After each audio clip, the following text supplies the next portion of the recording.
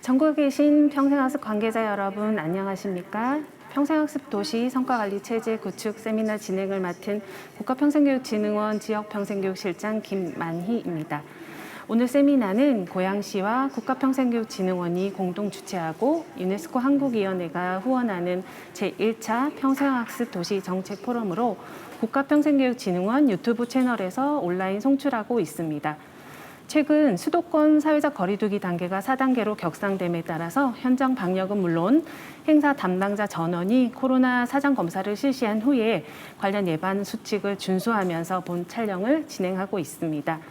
그럼 본격적인 시작에 앞서 고양시 이재준 시장님의 개회사를 함께 보시겠습니다. 안녕하세요. 고양시장 이재준입니다.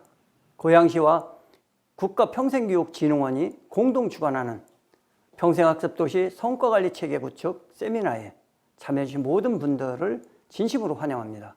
저는 삶이 학습이다라는 말을 매일 실감합니다. 일상에서 다양한 정보를 읽고 들으면서 배우고 있고 많은 시민들을 만나 관계를 확장하면서 스스로 변화를 느끼기 때문입니다. 이처럼 평생학습은 일상의 동기를 부여하고 긍정적인 자극을 줍니다. 학습을 통해 변화를 경험하고 성장과 함께 살아가는 힘을 키우게 됩니다. 그래서 학습 생태계를 구축하고 시민들이 학습 활동을 지원하는 평생학습도시 정책은 큰 매력과 가치가 있습니다. 우리나라의 평생학습도시가 벌써 20살이 넘었습니다. 평생학습도시 숫자가 말하듯 양적으로 많이 성장했습니다. 그러면 질적인 변화는 어떨까요? 대답은 좋다, 나쁘다가 아니라 잘 모른다가 맞을 것입니다. 20년째 평생학습의 중요성을 강조하는 네트워크에서 벗어나지 못하고 있습니다. 왜 예산과 정책 반영이라는 액션으로 이어지기 어려울까요? 왜 평생학습이 시민, 공동체, 그리고 도시가 변화하고 성장하는 동력이라는 것에 제대로 공감하지 못하는 것일까요? 오늘 세미나에서 이러한 물음에 대한 고민을 이어온 고양시를 비롯한 성남시, 강남구의 사례를 만나보고자 합니다. 평생학습도시 정책적 성과는 무엇인지, 그 성과를 의사결정자, 이해관계자, 시민들과 효과적으로 공감할 방법은 무엇인지를 함께 찾아봅시다. 이번 세미나가 상호 학습을 통해 평생학습도시가 더욱 성장하는 기회가 되기를 기대합니다. 지역 평생학습 문화 확산을 위해 쓰시는 관계자 여러분을 포함한 모든 평생학습자 여러분, 오늘도 학습의 재미와 의미를 발견하시기를 기대하며 응원합니다. 감사합니다. 오늘 세미나의 성공적인 개최를 응원하며 국가평생교육진흥원 강대중 원장님의 개회사가 있겠습니다. 안녕하십니까. 국가평생교육진흥원장 강대중입니다. 오늘 세미나에 함께하고 계신 전국의 평생교육 관계자 여러분 모두 반갑습니다. 평생교육 발전을 위한 여러분의 노고에 감사드립니다. 2007년 평생교육법 전면 개정 이후 국가와 시도의 평생교육진흥원, 시군구 평생학습도시 및 읍면동 평생학습센터로 이어지는 공공평생교육 추진체계가 정비됐습니다. 그 핵심에 평생학습도시가 있습니다. 2001년부터 지정이 시작되어 올해 180개 시군구로 확대되었습니다. 우리나라 공공평생학습 실천의 구심점이 평생학습 도시입니다. 이제 20년을 맞이한 평생학습 도시 정책 사업은 전환과 도약이 필요합니다. 그동안 평생학습 도시는 시민들의 평생학습 참여 기회 보장을 위해 평생교육 프로그램을 양적으로 늘리는 한편 도시별로 특성화 사업을 추진하는 것에 주안점을 두어왔습니다. 다양한 분야에서 시민들의 자발적 학습 모임도 확대해 왔습니다. 그간의 평생학습 도시 정책 사업이 시민들의 삶의 질, 우리 사회의 질을 높이는 데 얼마나 기여하고 있는지 진지한 성찰이 필요한 시점입니다. 평생학습 도시의 여러 정책 사업이 어떤 성과를 거두고 있는지 평가하기 위한 체계적인 도구와 자료 수집 방안이 필요합니다. 국가평생교육진흥원에서는 앞으로 평생학습 도시 정책의 전환과 도약을 논의하는 포럼의 장을 열고자 합니다. 오늘 제1차 평생학습 도시 포럼에서는 시민 중심, 지역 중심 평생학습 도시 성과관리 체제 구축을 주제로 평생학습 도시의 성과관리 방안과 사례를 공유하고 향후 평생학습 도시 성장과 발전의 방안을 구체적으로 논의하고자 합니다. 현장의 고민에서 출발해 평생학습 도시 정책의 전환과 도약 방안을 모색하는 첫걸음이라고 생각합니다. 경기 고양시, 서울 강남구, 경기 성남시의 사례는 전국의 평생학습 도시가 공통으로 직면하고 있는 성과관리 체제 구축에 대한 실천적 고민을 담고 있습니다. 오늘 발표와 또 이어지는 토론을 통해 평생학습 도시의 전반적인 성과관리 방향, 지역 특성을 반영한 성과지표의 개발 및 실천 과제 등을 심도 있게 논의할 수 있기를 기대합니다. 함께해 주시는 현장 관계자 여러분에게도 의미 있는 배움의 시간이 될 것이라 생각합니다. 국가평생교육진흥원은 앞으로도 평생학습 도시 및 시도 평생교육진흥원과 긴밀히 협력하여 지역사회 특성을 반영한 성과관리 체제를 구축하는 방안을 마련하는 데 힘쓰겠습니다. 체계적인 데이터 기반 성과관리를 통해 국내 평생학습 도시가 국제사회에서도 모범이 되는 선진 사례로 그 위상을 견고히 할 수 있도록 모두 동참해 주시기를 부탁드립니다. 바쁘신 가운데 소중한 시간을 내어 참석해 주신 여러분께 다시 한번 감사드립니다. 네, 오늘 세미나는 시민중심, 지역중심 평생학습 도시의 성과관리 체제 구축이라는 주제로 글로벌 평생학습 도시로의 성장을 위해서 우리가 함께 고민해 보아야 할 몇 가지 주제들을 중심으로 앞으로 2시간 동안 여러분과 함께 하도록 하겠습니다. 발제는 이미 녹화된 영상으로 진행하고 이어지는 종합 토론은 실시간 온라인으로 누구나 참여 가능합니다. 주제와 관련된 질문들을 실시간 댓글로 올려주시면 토론 시간에 함께 이야기 나눠보도록 하겠습니다. 그럼 첫 번째 발제로 고양시정연구원의 윤신희 센터장님께서 지역 기반 평생학습 도시 성과 관리의 방향에 대해 발표해 주시겠습니다.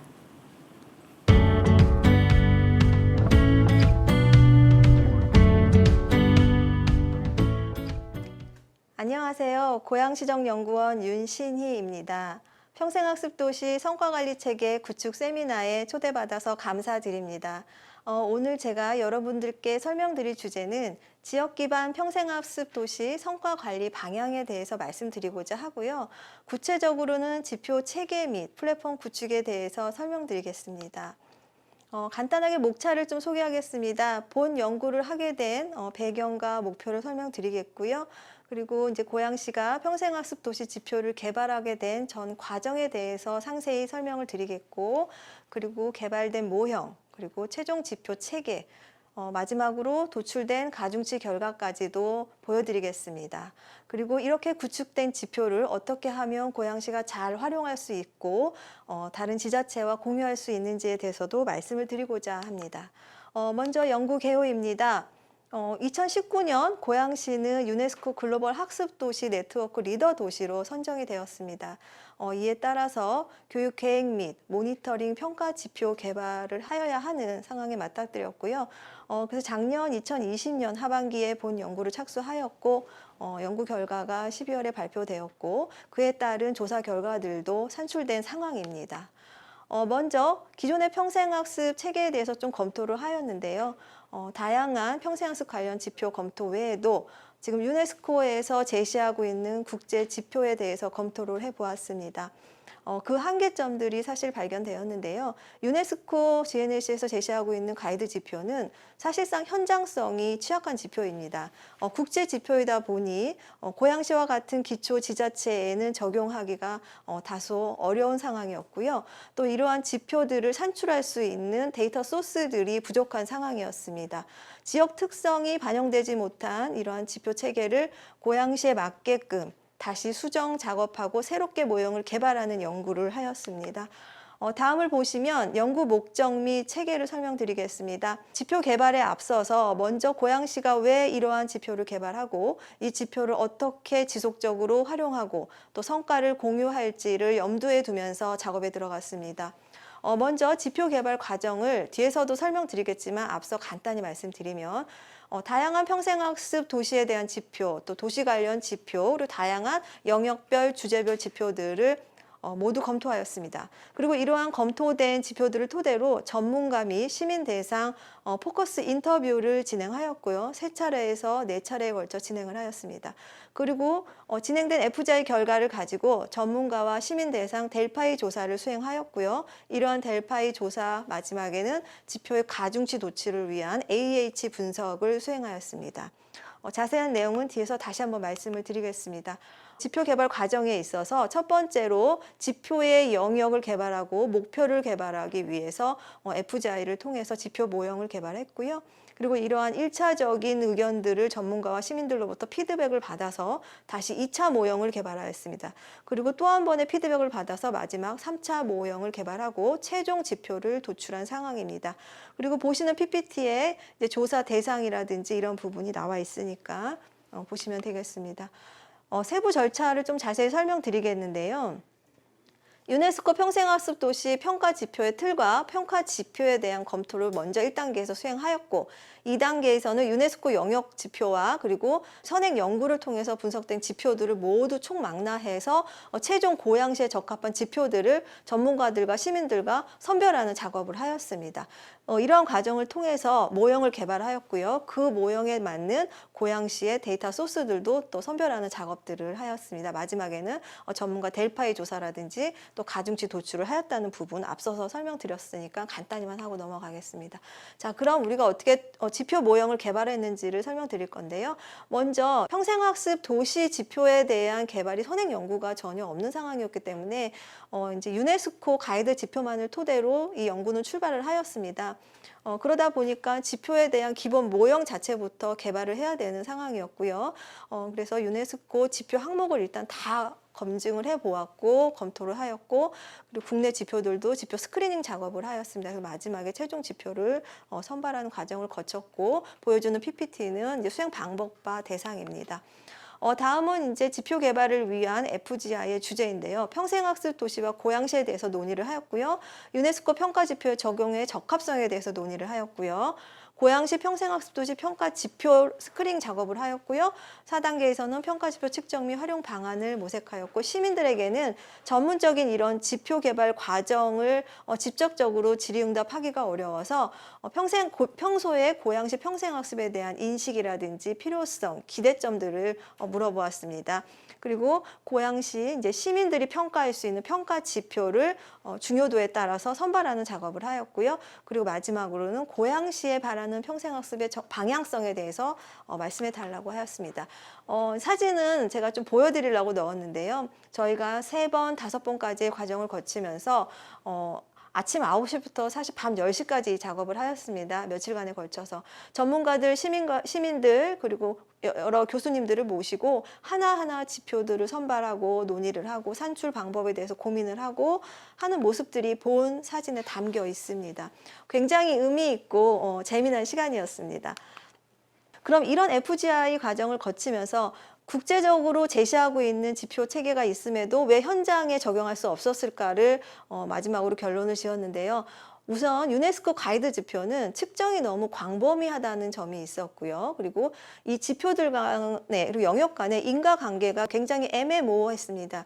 그리고 구성 개념 간의 배타성이 취약하였고요. 그리고 측정 자체가 너무 추상적이어서 실질적인 데이터로 정량적인 값이 나올 수가 없는 지표들이 대다수였습니다. 그리고 지표의 유용성, 이것을 실질적으로 현실에 어떻게 적용해서 모니터링 할지에 대한 좀 어려움이 있었습니다.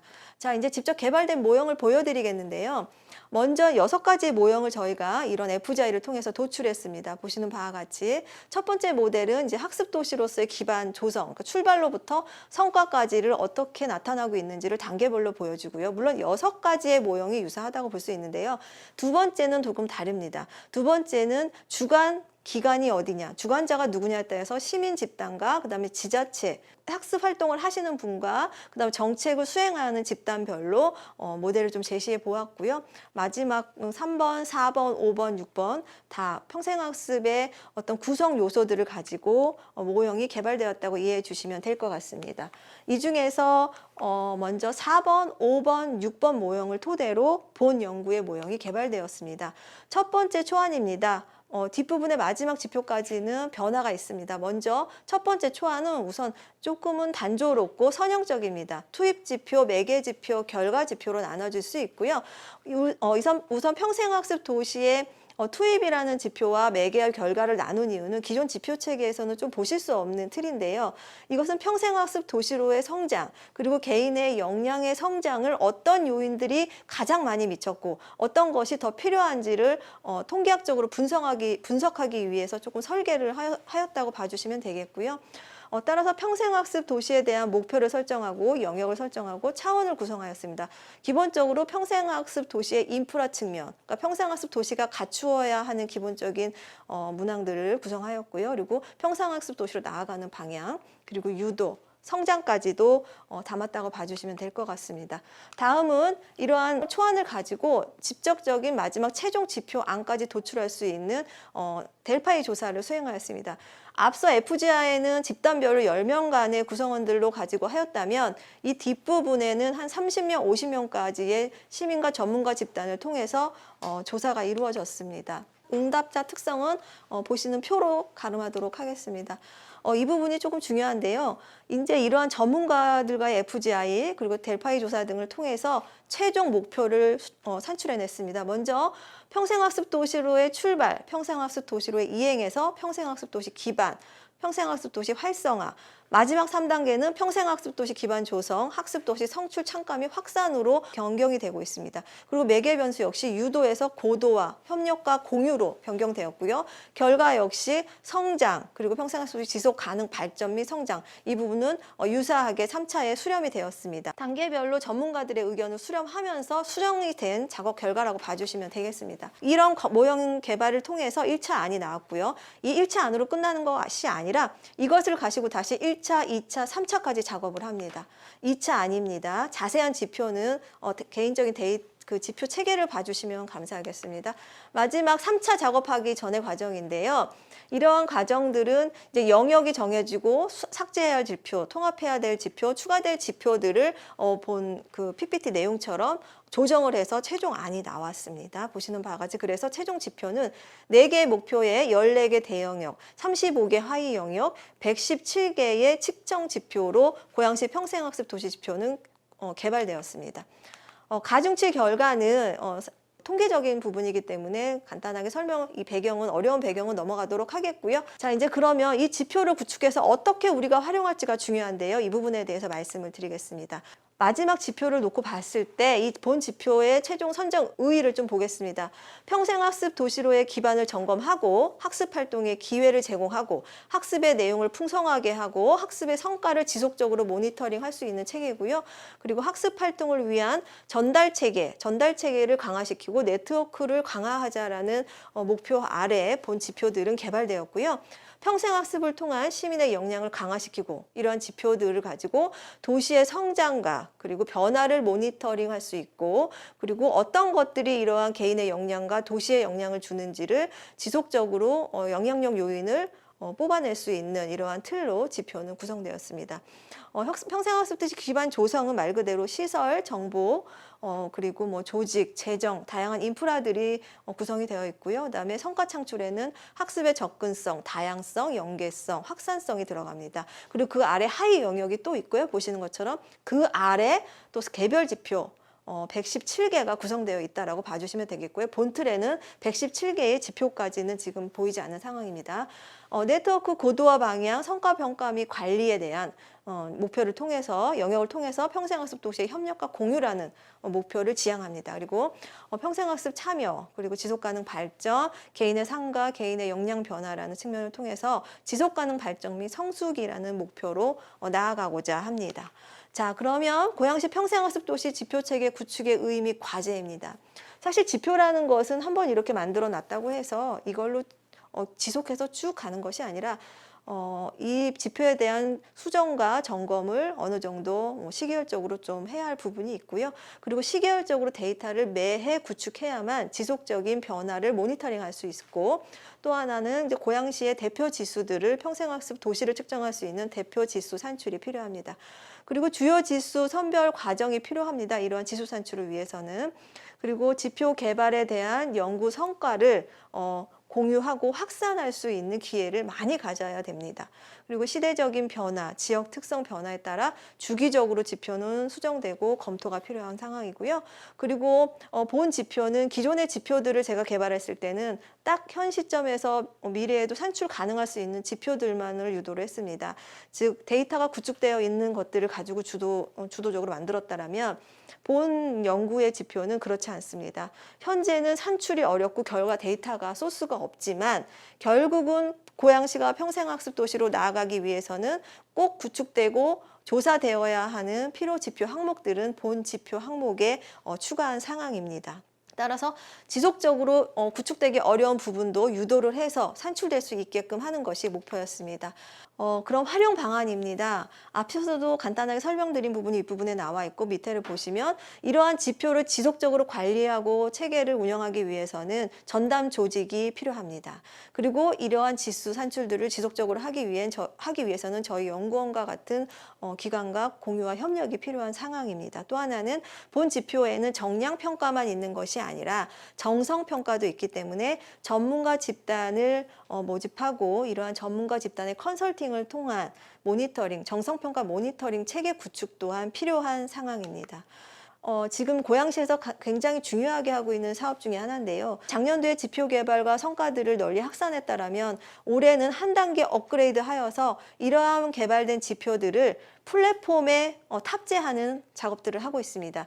저희 고양시에는 빅토리라는 빅토리 플랫폼이 구축되었고요. 그 안에 올해 사업으로 평생학습 도시 지표 체계를 탑재하는 과정과 작업을 하고 있습니다. 그래서 고양시 빅데이터 팀, 고양시 평생교육과 그리고 시정연구원 저와 함께 이 작업을 추진하고 있습니다.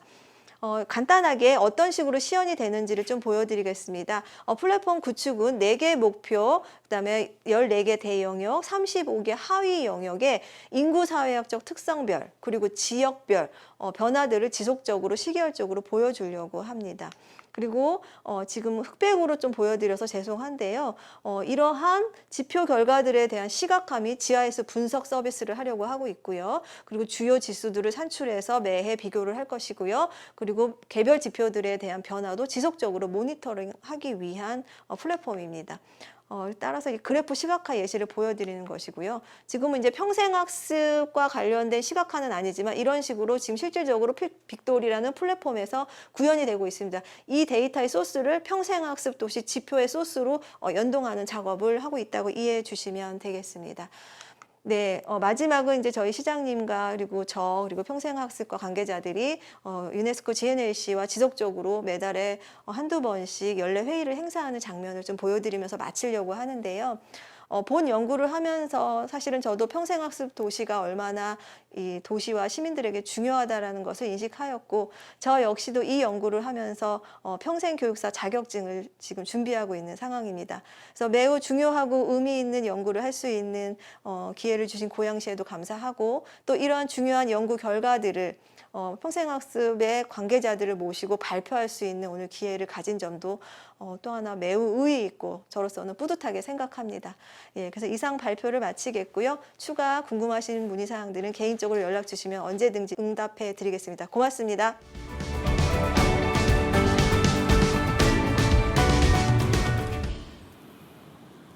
네, 센터장님 감사드립니다. 윤신희 센터장님께서는 고양시 평생학습도시 지표 개발 과정을 자세히 설명해 주셨고요. 앞으로 개발된 지표 체계를 어떻게 활용하고 또 그 성과를 어떻게 활용하고 공유할지에 대한 방안까지 자세하게 제시해 주셨습니다. 이러한 지표 체계는 시대적인 변화와 그리고 지역의 특성 변화에 따라서 주기적인 수정과 변화가 지속되어야 된다라는 말씀을 주셨습니다. 또한 관련 연구 성과를 공유하고 확산할 수 있는 지속적인 기회가 필요하다라고 강조해 주셨습니다. 다음으로는 강남구 평생학습도시 성과관리체제라는 주제로 서울여자대학교 신민선 교수님의 발표가 이어지도록 하겠습니다.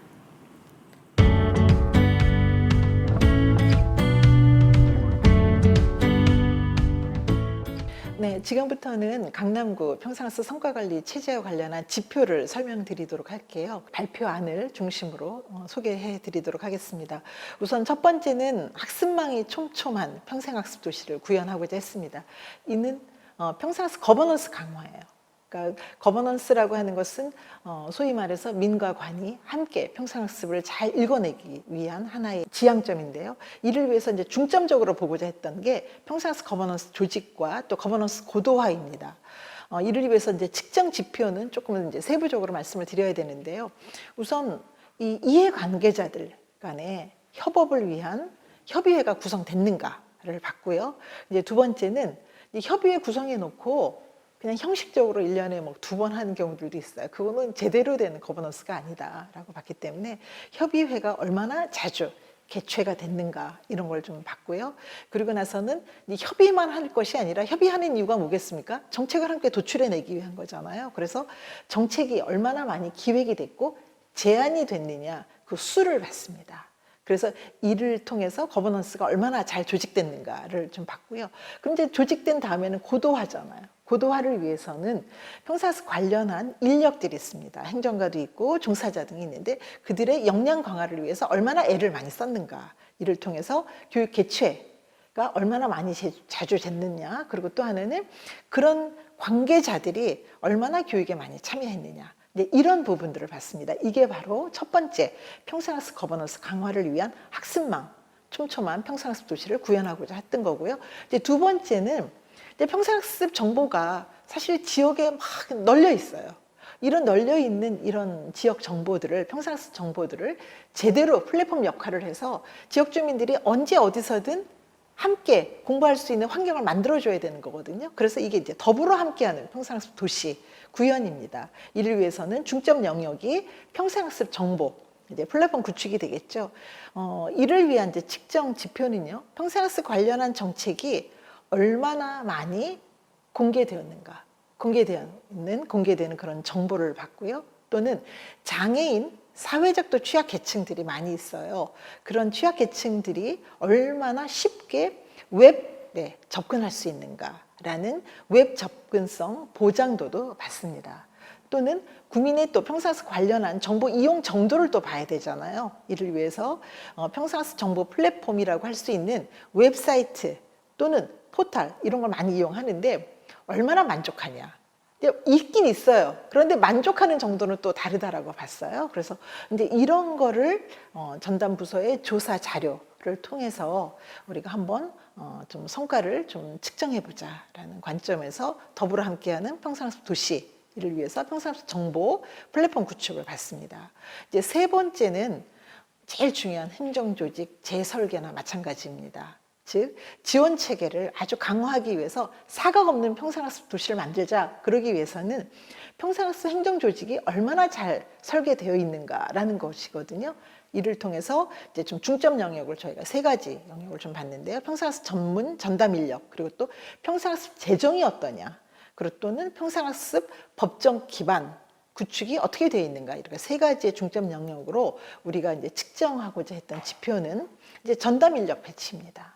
이를 위해서 인구 10만 명당 전담 인력 수가 어떻게 되느냐, 또 평생교육사 1인당 등록하는 학습자 수가 어떻게 되느냐, 그리고 평생학습 교강사 전문 연수 실적이 어떠냐, 그리고 평생학습 활동가라고 많이 있어요. 그래서 활동가 양성을 얼마만큼 많이 하고 있느냐, 그리고 또한 그들을 위한 전문 연수가 어떻게 진행되고 있는가라는 것을 이제 보기 위해서 평생학습 전문가 전담 인력에 대한 측정 지표가 있었고요. 이제 재정과 관련해서는 강남구 전체 예산에서 평생학습 예산이 얼마만큼 차지하냐, 이 퍼센테이지 너무 궁금한 거예요. 그리고 또는 강남구 평생학습 예산에서 평생학습 전담 부서에 또 예산이 차지하는 비율이 있을 거라고 봤습니다. 이 부분을 저희가 측정하고자 했고요. 그리고 또한 평생학습 참여 학습비 지원 정책이 어떻게 되고 있는가. 요즘에 평생교육 바우처가 있습니다. 그래서 이제 바우처 등과 같은 이런 것을 활용하는 이용자 수가 어떻게 되느냐라는 것을 봤습니다.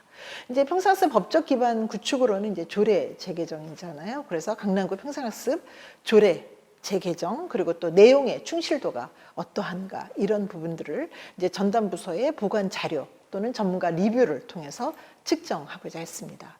이제 네 번째로는 이제 학습 체제가 든든한 평생학습 도시가 돼야 되기 때문에 이제 이와 관련한 이제 평생학습 성과 관리 체제를 봤는데 우선 좀 세 가지 파트를 봤습니다. 첫 번째는 학습자 파트입니다. 학습자가 얼마나 평생학습에 이제 효과를 지금 내고 있는가라는 걸 봤는데요. 이를 위해서는 우선 모든 강남구민의 문해 그리고 또 기초기술 역량을 봤고요. 이를 위해서는 15세 이상 인구 중에서 문해자 비율이 어떤가 이제 이런 걸 봤죠. 또는 모든 강남구민의 강남구 공적 활동 참여를 봤습니다. 우선 공부를 한다라고 하는 것은 그냥 공부만 하고 마는 게 아니에요.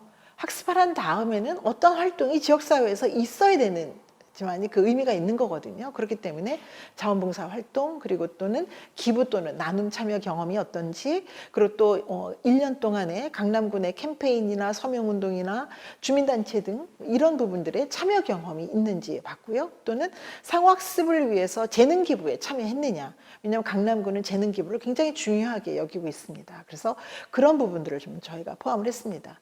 또한 성인교육 기회보장과 또 확대를 위해서는 최근 1년간의 성인의 평생학습 참여율이 어떤지 그리고 또 교육 취약계층에 대한 지원 보장과 확대를 위해서는 65세 이상의 고령자 그리고 또 장애인, 다문화 그리고 북한 이탈 주민의 최근 1년간의 평생학습 참여율이 어떤지 청소년과 그리고 또 청년에 대한 지원 보장 굉장히 중요한 부분이잖아요. 그래서 이 부분과 관련해서 평생교육 프로그램에 얼마나 많이 참여하고 있는지 이제 이런 부분들을 봤습니다. 이렇게 학습자뿐만 아니라 이제 지역사회의 평생학습 효과 분석도 필요해요. 그래서 두 번째로는 지역사회 관점에서 얼마나 많이 성평등이 되어 있는가 그리고 또 얼마나 안전한 지역사회가 됐느냐 또 얼마나 포용적이고 지속가능한 지역사회 건설이 됐는가 이제 이런 부분들을 보기 위해서 전체 구의원 중에서 여성의원 비율이 어떤지 그리고 강남 구민 중에서 여성 상용직의 비율이 어떤지 그리고 또 최근 1년 동안에 신고된 교통사고 수 뭐 고속도로 제외하고요. 이제 강남구 안에서 일어난 일들이죠. 이제 이런 부분들이 어떻게 돼 있는지, 얼마나 안전한가를 이제 보기 위한 것이죠. 그리고 또한 최근 1년 동안에 법정 감염병의 사망자 수가 어떻게 돼 있는지, 특히 강남구는 메르스 이후에 아주 이 감염병에 대한 조치가 아주 확실하게 좀 되고 있습니다. 인구 밀집 지역이다 보니까 이런 부분들이 굉장히 중요한 부분이라고 저희가 봤고요. 또한 최근 1년 동안에 발생한 자살 사건 수례든가 이제 이런 부분들 그리고 고위험의 그 음주율이 어떤 곳인지 아주 뭔가 좀 번화한 도시다 보니까 이런 부분들이 학습의 영향을 분명히 받을 것이다 라고 저희는 본 것이죠. 그래서 이제 이런 부분들을 보기로 했고요. 또는 포용적이고 또 지속가능한 지역사회 건설을 위해서는 지역 내 총생산이라든가 기초생활보장 수급자의 비율이라든가 뭐 이웃 신뢰도 이런 부분들을 저희가 좀 보고자 했습니다. 또한 다양한 문화활동과 스포츠 활동을 장려하는 또 지역이기 때문에 지역의 강남구 축제의 참여도가 어떤지 그리고 문화 관련 활동한 참여 횟수 그리고 또한 걷기 실천율 또 양재천이 있어서 굉장히 걷는 운동이 많이 활성화되어 있는 곳입니다. 그래서 이제 그런 부분들을 봤고요.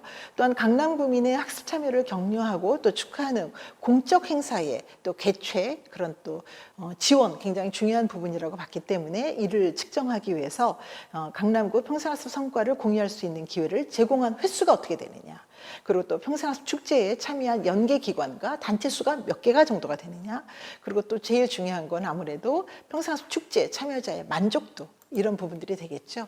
그래서 이렇게 지역사회에 파급된 학습의 효과를 분석하고자 했고요. 평생학습 성과관리 기반이 어떻게 이제 구축이 됐는가를 봤는데 이를 측정하기 위해서는 우선 학습도시 강남에 대한 전략 그리고 이런 전략 수립이 실행에 있어서 얼마나 구청장이 리더십을 갖고 있는가 이런 거는 이제 전문가 리뷰를 통해서 저희가 측정하고자 했습니다. 그리고 또한 강남구 의회에서 다룬 평생학습 관련 의안 수가 과연 몇 개 있는가 그러니까 의회의 의원들이 얼마나 많은 관심을 갖고 있는가 그리고 그것은 그들의 발언을 통해서 나오는 거기 때문에 그들의 의안 수를 한번 저희가 보고자 했고요. 그리고서는 학습도시 건설 관리를 수립하고 실행하는 과정에 대한 모니터링이 되어 있는가 계획이 되어 있는가 그리고 또 그것이 어떻게 실행되고 있느냐 실행 정도를 봤고요. 그리고 평생학습 정책 전반에 대한 만족도 그리고 강남구 평생학습 참여율 이런 걸 봄으로 인해서 강남구 평생학습 성과관리 체제를 보고자 했습니다. 그래서 이러한 성과관리 체제를 구축한 이유는 결국에 가서 뭐냐라는 질문을 했을 때 강남 구민이 세계 시민이 되는 것이 아니겠는가라는 관점에서 이제 마지막으로 세계를 지향하는 평생학습 도시에서 세계 시민 교육 체계 구축하기 위한 측정 지표를 저희가 제안을 했습니다. 그래서 우선 첫 번째로는 이제 지속 가능한 발전을 촉진하기 위해서 우리가 지켜야 할 지표가 무엇이 있을까라고 봤을 때 이산화탄소 배출량이라든가 그리고 1인당 생활 하수 발생량이 어느 정도 되는지 그리고 생활 폐기물 발생량이 어느 정도 되는지를 보고자 했고요. 또는 강남구 생활 환경의 만족도가 어떻게 되는지 내가 강남에 살고 있는 게 참 만족스러워. 내가 사는데 참 재미있어. 이 지역에 계속 살고 싶어. 이제 이런 부분들을 우리 강남구 주민들이 어떻게 생각하고 있는지를 좀 체크하고자 했고요. 또는 지속가능 발전을 촉진하기 위한 학습이 얼마만큼 장려되고 있는가. 그러니까 굉장히 환경이나 에너지나 뭐 지역 개발이나 거버넌스나 뭐 다양성이나 뭐 평화나 인권 굉장히 많은 부분들이 있는데 지속 가능한 발전을 위해서 그러한 관련한 교육 사업 또는 교육 프로그램이 수가 한 어느 정도 되는지 이거는 정말 소위 말해서 강남구 전 부서에 보관 자료들 굉장히 많이 했습니다. 그래서 이런 것을 이제 자료원으로 해서 좀 저희가 체크하고자 했고요. 그걸 통해서 이제 글로벌 시민 역량이 얼마나 많이 강화되고 있는가, 즉 정기적으로 다문화권의 사람들과 얼마나 많이 교류하느냐. 강남 구민들이 이런 부분을 전담조사의 조사 자료를 통해서 하고자 했습니다. 그래서 이번에 연구했던 제3차 강남구 평생학습 중장기 발전 계획은 이제 5년간 지속이 되는 거예요. 그래서 향후 5년간 이렇게 성과관리 체제가 구축이 된다면 소위 말해서 지금까지는 평생학습 팀 중심으로 사업 결과 작성하고 리뷰하고 그걸 통해서 정량적 성과죠. 우리 프로그램이 몇 명 왔습니다.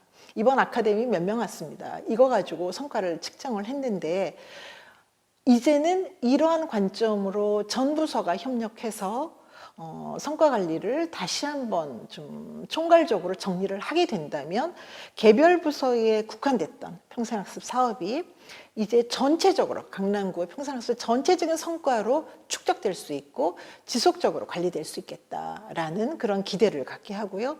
또한 이러한 부분을 통해서 전담 부서뿐만 아니라 전 부서의 협력이 가능하지 않을까. 그렇다면 결국은 그것은 강남 구민의 하나의 학습으로 다시 환원될 수 있을 것이다. 그걸 통해서 결국은 강남구 주민들은 세계 시민으로 발돋움하는 하나의 계기가 되지 않을까 이런 관점으로 강남구 평생학습 중장기 발전 계획을 마련을 했습니다. 근데 다행스럽게도 강남구에서 이 성과관리 체제를 아주 긍정적으로 검토하고 있고 이 부분을 내년도 사업에 적극적으로 반영하겠다는 의지를 표명을 하셨습니다. 그래서 연구했던 저희 연구진들이 굉장히 행복한 연구를 했고 이런 부분들이 현장에서 구현되는 모습을 보는 것이 또 저희의 기쁨입니다. 그래서 이것으로 강남구 평생학습 성과관리 체제 구축에 관한 발표를 마치고자 합니다.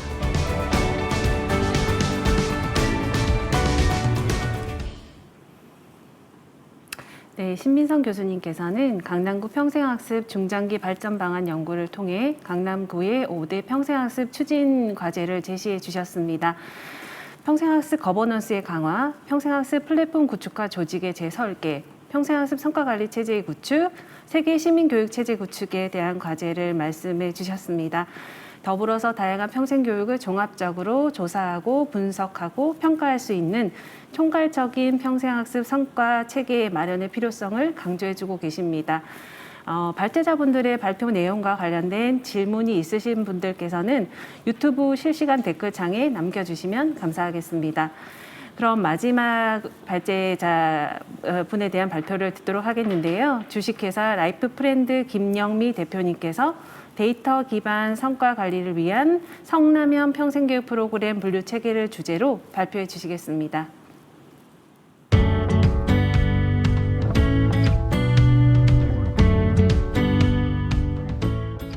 네, 안녕하세요. 라이프프렌드 대표 신구대학교 겸임교수 김영미라고 합니다. 오늘은 데이터를 기반으로 한 성과 관리를 위한 성남형 평생교육 프로그램 분류체계 연구에 대한 사례를 말씀드리도록 하겠습니다. 모두가 알고 계시는 것처럼 성남시는 지금 현재 다양한 발전을 하고 있는 도시라고 할 수가 있습니다. 근데 성남시의 태동을 보면 우리나라 1기 신도시가 지금 이 포럼이 진행되고 있는 고양시와 성남시로 알고 계시는데, 성남시는 분당구가 개발되기 이전부터 사실은 도시계획적으로 발전된 도시라고 할 수가 있습니다. 그래서 최초에 보여지는 발표 자료처럼 성남시는 수정구와 중원구를 중심으로 한 본도심, 주택가 중심의 도시가 만들어졌고, 그리고 1기 신도시에 해당되는 분당구 분당 신도시가 만들어졌고, 그리고 분당구 안에 판교 신도시가 만들어졌습니다. 그리고 수정구, 중원구, 본도심, 주택가 중심에 사실은 주택이 없던 곳이지만 위례 신도시라는 또 신도시가 개발이 돼서 총 4단계, 4단계를 거쳐서 도시가 발전을 하고 있습니다. 평생교육 이야기를 하면서 도시의 변화를 말씀드리는 것이 다소 생소하실 수 있으실 텐데, 사실은 평생교육은 시민이 수혜받고 시민이 주인인 영역이라고 할 수가 있고, 그 도시를 구성하는 시민은 어느 주거 형태를 가지고 있느냐에 따라 라이프 스타일이나 자기개발 욕구 등이 상당히 다르게 분포하고 상관관계가 높다는 것을 우리 모두 알 수 있습니다. 그래서 성남시는 특히나 그렇게 다양한 도시의 발전 구성 때문에 각 지역마다 행정, 특히 평생교육을 어떻게 시민에게 수혜시킬 것이냐, 그다음에 사업을 실천할 것이냐에 대한 고민이 상당히 많았습니다. 그래서 그런 부분에 있어서 데이터적으로, 학습 자원적으로 성남시의 평생교육을 이해해보자라는 새로운 관점이 등장을 했습니다. 2013년도부터. 그래서 성남을 지역적으로, 아까 말씀드린 그렇게 권역별로 좀 분석을 해보고, 그리고 자원적으로, 즉 데이터 관점으로 객관적으로 평생교육의 성과를 확인해보자라는 새로운 시도가 일어납니다. 아시겠지만 평생교육은 요람에서 무덤까지, 가정에서 사회까지, 형식을 갖춘 교육기관에서부터 자기주도형의 무형식 교육까지 수직적이고 수평적인 통합적 제공, 통합적 영역을 아우르고 있는 영역이라고 할 수가 있습니다. 그것과 연관돼서 평생교육법에 보면 평생교육은 내용적으로 육진분류하는 내용으로 구성된다라는 내용도 있습니다. 그래서 기존에 있는 평생교육의 분류 체계들을 근간으로 해서 크게 기관의 데이터, 분류 체계를 적용해서 데이터를 확보했고요. 그리고 평생교육 법에도 나와 있는 것처럼 육진 분류의 체계로 성남에서 제공되고 있는 평생교육의 내용들을 2013년도부터 분석하고 연구하기 시작을 했습니다. 그래서 그 평생교육의 기초 데이터를 확보를 하는 시작을 여정을 갖게 되는 거죠. 그래서 지금 현재까지 그 자원조사를 통해서, 데이터를 통해서 과부족한 것들을 확인을 하고, 잘하고 있는 것은 더 강화하고, 부족하고 잘 진행되지 않는 것은 어떻게 보완할 것인가를 고민하고 있고요. 그중에 대표적인 것이 공익성 시민교육 같은 부분들이 민간평생교육기관에서도 제공하기가 어렵고, 공공평생교육기관도 목적성을 가지고 있기 때문에 공익성 시민교육을 진행할 주체가 명확하지가 않습니다. 그래서 성남시 같은 경우에는 성남시에서 파악된 학습자원을 가지고, 성과를 가지고 그 공익성 시민교육을 평생교육과에서 적극적으로 선도적으로 실천을 하는 이런 것들이 다 데이터의 연구를 통해서 만들어진 사업이라고 할 수가 있습니다. 그렇게 사업들을 쭉 진행을 하면서 성남시의 기존에 분포되어 있는 내용들의 권역별 특징들을 따서 이렇게 생태계를 어떤 목적성을 가지고 발전시킬 것인가 라는 정책을 만드는 것까지도 다 데이터를 기반으로 해서, 성과를 기반으로 해서 진행을 하고 있습니다. 그래서 최근에 평생학습 자원조사를 했던 것이 성남시는 2019년도인데요. 기관의 분포를 보시면 기관은 크게 공공과 민간 기관으로 우선 보면, 기관 자체도 다른 지자체에 비해서 월등히 많은 기관이 있고요. 그리고 그중에서도 공공기관의 평생교육 제공이 상당히 중요하다는 것을 데이터를 통해서 알 수가 있었습니다. 그래서 공공의 역할들이 점점 중요한 것이죠. 그래서 평생교육의 기관 분류 체계에 의해서도 세부적으로 중분류까지도 진행을 해보면서 어떤 과부족이 있는지, 그렇다면 기관을 하나 만드는 것이 그렇게 쉬운 일이 아니기 때문에 특히 도시에서는요. 그래서 그것을 내용적으로 프로그램적으로 어떻게 보완할 것인지 이런 것들에 대한 세부적인 연구와 분석들을 통해서 사업들을 만들어 가고 있습니다. 그래서 성남시의 데이터 기반의 성과 측정에 의한 평생교육의 사업은 한 10년이 됐다고 할 수가 있겠죠. 그래서 그 추이까지도 분석을 해서 그런 사회 평생교육의 변화들을 정책에 시민의 삶에 반영을 하려고 노력을 하고 있습니다. 그래서 인구 대비 구마다의 특징이 있다고 말씀을 드린 것처럼 지역적 그 사업과 정책들 이런 부분에 대한 것도 계속해서 모니터링을 하면서 권역별 내용들을 채워나가고 있습니다. 그리고 두 번째 큰 분류 체계인 내용적 분류인 프로그램 분류를 보시면 사실은 기관은 공공기관의 유효성이 상당히 높지만 내용적인 프로그램의 내용에서는 민간의 역할도 상당히 중요하다는 것을 데이터를 통해서 알게 됐습니다. 그래서 이런 부분들에 대한 것들을 근거로 다양한 사업들을 벌이고 있고요. 자세한 그간의 그 기관이나 프로그램의 분류 체계에 의한 데이터 기반 연구조사의 성과는 자료를 요청하시거나 제공된 발표 자료를 참고해 주시면 좋을 것 같습니다. 그래서 성남시 같은 경우에는 인구 1인당 제공되는 평생교육 프로그램 지수 같은 것도 모니터링과 조사를 통해서 어떻게 프로그램들이 제공되고 있는지, 지역적으로는 어떻게 분포되고 있는지, 기관의 유효성과 프로그램의 제공의 상관관계는 어떻게 되는지 이런 것들까지 다 고민을 하고 있습니다. 그리고 제공되는 육진 분류의 내용들도 그리고 프로그램을 수혜받고 있는 시민의 분류 유형별로도 다양하게 분석을 통해서 평생교육에 대한 내용들을 파악하고 사업에 반영을 하고 있습니다. 그래서 이런 사업들을 쭉 진행을 하면서 만족도 조사까지도 진행을 하고 그 부분을 또 사업의 정책에 반영을 하고 있습니다. 그럼에도 불구하고 이런 조사를 쭉 진행을 해보니 기존의 평생교육 분류 체계가 우리의 이 시대성을 잘 반영하고 있는지, 평생교육은 시민의 수혜를 받는데 시민은 사회 안에서 삶을 영위하는데 사회가 변화하는 이 외부적인 요인들을 잘 반영하고 있는지, 그리고 성남이라는 지역적인 특징이 계속해서 변화하고 있는데 이 부분도 잘 반영되고 있는지에 대한 필요성과 의문을 갖게 됩니다.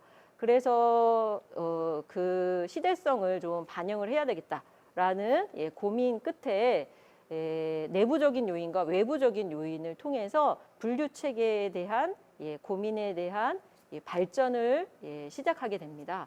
그래서 보시면 아시지만 성남시는 크게 4단계에 의해서 4지역을 중심으로 도시가 개발이 됐지만 사실은 그 도시의 변화가 멈춰 있는 것이 아닙니다.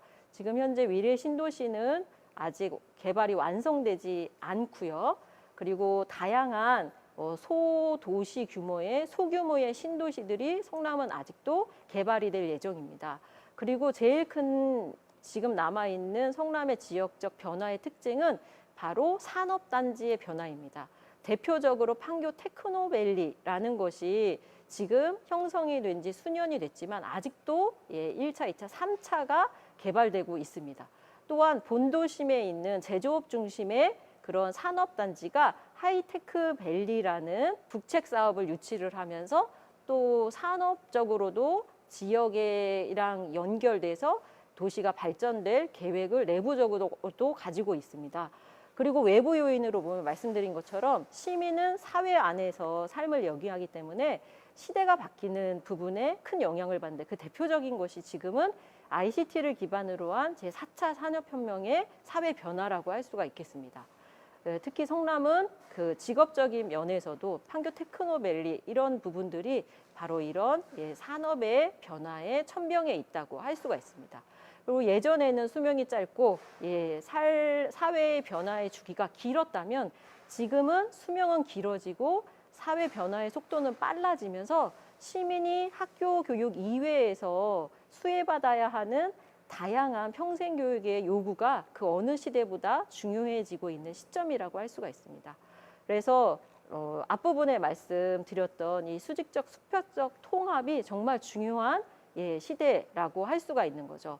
그래서 이러한 변화의 바탕에는 사회의 변화, 환경의 변화, 특히 또 성남의 지역의 변화, 그리고 권역의 변화가 흡수돼서 반영돼야 된다고 생각을 했습니다. 그래서 성남시에서는 평생교육과 평생학습의 실제와 미래를 반영할 수 있는 그런 기초를 새롭게 마련해야 되겠다라는 생각을 하게 됩니다. 그래서 그 근간을 데이터에 더 방점을 찍게 됩니다. 그런데 앞서도 말씀드린 것처럼 평생교육에 특히 프로그램의 데이터는 빅데이터라고 할 수가 있습니다. 성남의 인구는 약 100만에 가까워져 있고요. 그 100만 시민이 엄청나게 많은 평생교육 프로그램들을 수혜를 받고 있습니다. 반복적으로. 그래서 이 빅데이터 3요소의 특징에도 부합되는 평생교육의 데이터를 가지고 미래까지도 예측할 수 있는, 즉 학습의 경로까지도 설정해 줄 수 있는 그런 데이터 기반의 성과 관리를 통한 선진화된 평생교육을 제공해야 되겠다라는 의사결정을 하게 됩니다. 그래서 그 활용 정점, 그리고 앞부분에 위치하고 있는 것이 바로 평생교육 플랫폼이라고 할 수 있습니다. 브랜드는 배움숲인데요. 이 배움숲을 통해서 성남시 평생교육의 빅데이터를 모으고 시민들에게 단순하게 정보도 제공하고, 그리고 그 축적된 데이터를 가지고 분석을 통하고, 그리고 설문조사도 가능하게 만들었고요. 그래서 욕구조사도 하고, 그런 데이터를 가지고 사업으로 발전시키는 그 기초적인 데이터 플랫폼을 만들었다고 생각하시면 될 것 같습니다. 그래서 평생교육의 정보와 목표 3가지를 발표 자료에서 보실 수가 있을 텐데요. 이 부분에서 가장 중요하다고 생각했던 것이 바로 데이터의 표준이라고 할 수가 있습니다. 그래서 기존의 분류 체계가 있지만 시대성을 반영하지 못하고 성남의 특징을 반영하지 못하는 그런 한계들을 해결할 수 있는 새로운 분류 체계의 필요를 다시 한번 느끼게 됩니다. 얼마 전에 있었던 전국 평생학습도시 협의회에서 발표한 그런 성남시장님의 발표 내용에서도 보시는 것처럼 새로운 표준에 의해서 데이터를 기반으로 한 평생학습의 접근을 주요하게 성남시에서는 인식을 하고 있습니다. 그래서 크게 아까도 말씀드린 것처럼 기관의 데이터와 프로그램의 데이터, 그다음에 학습자의 데이터가 있겠지만 학습자의 데이터는 프로그램의 데이터에 귀결된다고 볼 수가 있고요. 첫 번째로 시급한 것이 프로그램의 분류 체계를 새롭게 접근해 볼 필요가 있다고 보았습니다. 그리고 2단계로 기관의 분류 체계는 숙제로 좀 남겨놓은 상태고요. 그래서 평생교육 프로그램 분류 체계 연구를 이제 진행을 하게 되고요. 제일 중요한 것은 시대적인, 그다음에 시민의 삶의 내용에 반영되는 부합되는 평생교육 분류 체계를 만들기 위함이라고 설명을 드릴 수가 있겠습니다. 그래서 분류체계 연구 개발 단계는 기존의 분류체계를 근간으로 했고요. 왜냐하면 다른 지자체하고도 콜라보가 이루어져야 하기 때문에 그런 부분들을 중요하게 생각을 했습니다. 그리고 각 분야마다의 전문 내용들을 최대한 반영을 했고요. 그 각 분야의 전문 내용이 반영되지 못하는 부분들은 성남시가 2013년도부터 조사를 했던 그 데이터에서 객관성을 최대한 확보하려고 노력을 했습니다. 그래서 이렇게 진행을 했고요. 데이터를 기반으로 해서 디지털화하고 그 관리를 통해서 평생교육의 정책이나 사업들이 만들어지고 있다라는 내용들이라고 할 수가 있겠습니다. 그 결과를 좀 말씀을 드리면요. 크게 4단계의 레이어를 가지고 있게 위계를 갖고 있게 만들었습니다. 대, 중, 소, 세 분류로 진행을 했고요. 그리고 플랫폼에 연동이 돼서 데이터가 관리돼야 하기 때문에 코드화를 했습니다. 그래서 코드는 크게 대, 중까지는 한 자리 코드를 부여했고, 그다음에 소, 세는 2자리 분류를 해서 총 375 세 분류까지 가능하도록 데이터베이스 설계를 해서 배움숲 플랫폼에 반영이 된 상태라고 할 수가 있습니다. 그러면서 또 중요하게 저희가 생각했던 것 중에 하나는 무엇이냐 하면요. 그 육진 분류의 명칭부터가 시대성이나 시민의 의식 수준을 반영해야 된다고 봤습니다. 그래서 용어 정리를 다시 했고요. 그리고 그 가치와 기능과 의미 부여를 했습니다. 그래서 이 육진 분류라는 것이 얼마나 시민의 삶과 평생교육의 내용과 밀접하게 관련이 있는지를 직접적으로 설명할 수 있고 누구나 읽어보면 이해할 수 있어서 공감대를 형성할 수 있는 그런 분류 체계로 접근을 했습니다. 그래서 보시는 것처럼 내용들을 중분류에서도 그 의미까지도 보강을 해서 평생교육의 내용적 분류를 전문가가 아니어도 이해할 수 있는 그런 체계를 새롭게 마련을 했고요. 그리고 문화예술 프로그램 같은 경우에는 스포츠 체육 활동이 어느 분류자에 의해서는 인문교양으로 넘어가기도 하고요. 어느 분류자는 문화예술로 넘어가기도 하고 하는 부분들의 모호성을 해결하기 위하여 성남 같은 경우에는 문화예술 스포츠로 그룹핑을 했습니다. 그래서 더 명확하게 했고요. 그리고 가장 심혈을 기울인 것은 시민 참여라는 제목입니다. 사실은 평생교육은 다 시민이 참여하는 교육인데 시민 참여라는 분류명 자체가 상당한 오해의 소지와 혼선의 소지가 사실 있었습니다. 현장에서는요. 네, 그래서 그 부분을 다시 한번 새롭게 시대성에 맞게 이름을 변경을 하게 됩니다. 그래서 내용에서 보시는 것처럼 이렇게 용어와 개념과 의미 부여를 새롭게 다 진행을 했고 그것들이 배움수 포털 사이트의 데이터베이스의 구조 체계에 반영이 된 상태라고 할 수가 있습니다. 그래서 말씀드린 것처럼 이 분류 체계를 그러면 어떤 근거로 했느냐 이것이 가장 궁금하실 텐데 초기의 연구 결과를 말씀드릴 때 보여드렸던 것처럼 기존의 평생교육의 분류 체계를 1단계에 깔고 그 다음에 각 분야별로의 전문성 있는 분류 체계들이 이미 존재합니다.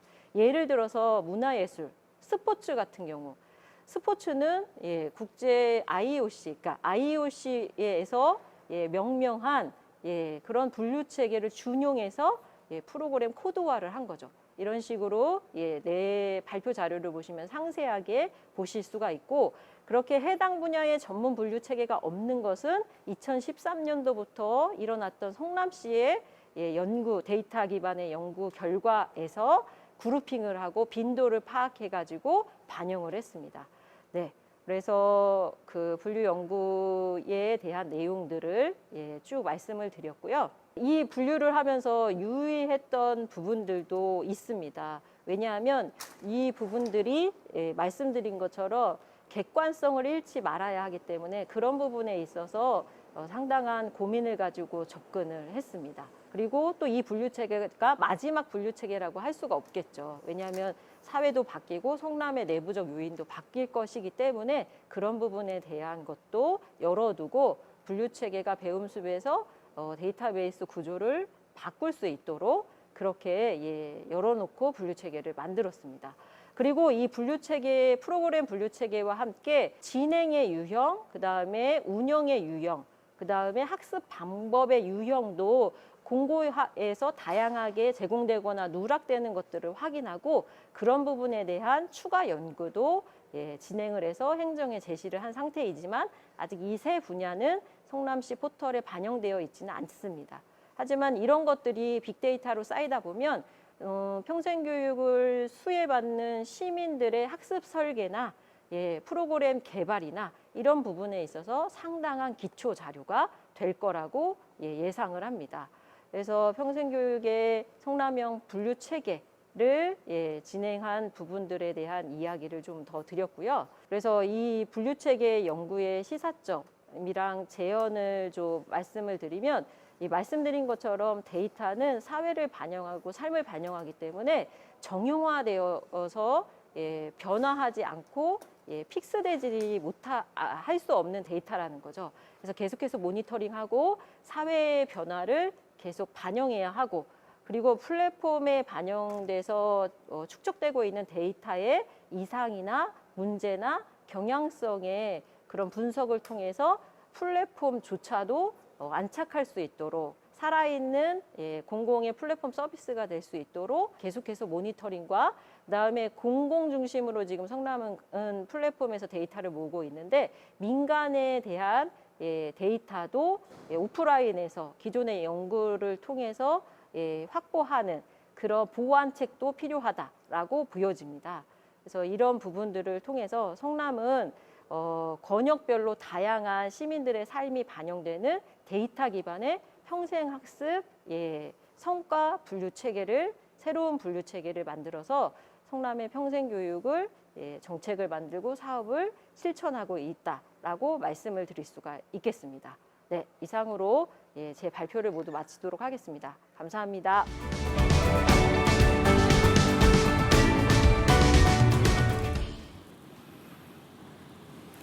네, 성남시 사례 잘 들었습니다. 김영민 대표님께서는 평생학습 프로그램 분류 체계도 지역성과 시대성을 반영한 변화가 필요하다라고 말씀 주셨고요.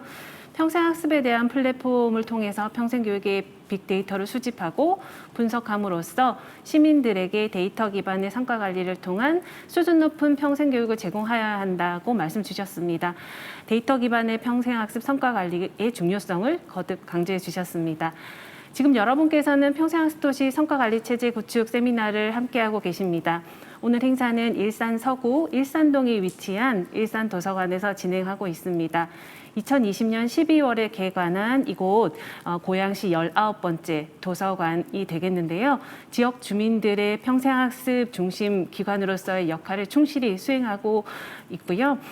주민 중심의 복합문화예술 공간으로서 거듭나고 있습니다. 자, 이제부터는 앞선 주제 발표와 관련을 해서 세 분의 토론자를 모시고 좀 더 현장성 있는 방식으로 토론과 질의 답변 시간을 이어가도록 하겠습니다. 토론은 주제별로 10분 정도의 시간 배정이 되어 있으므로 참고해 주시면 감사하겠습니다.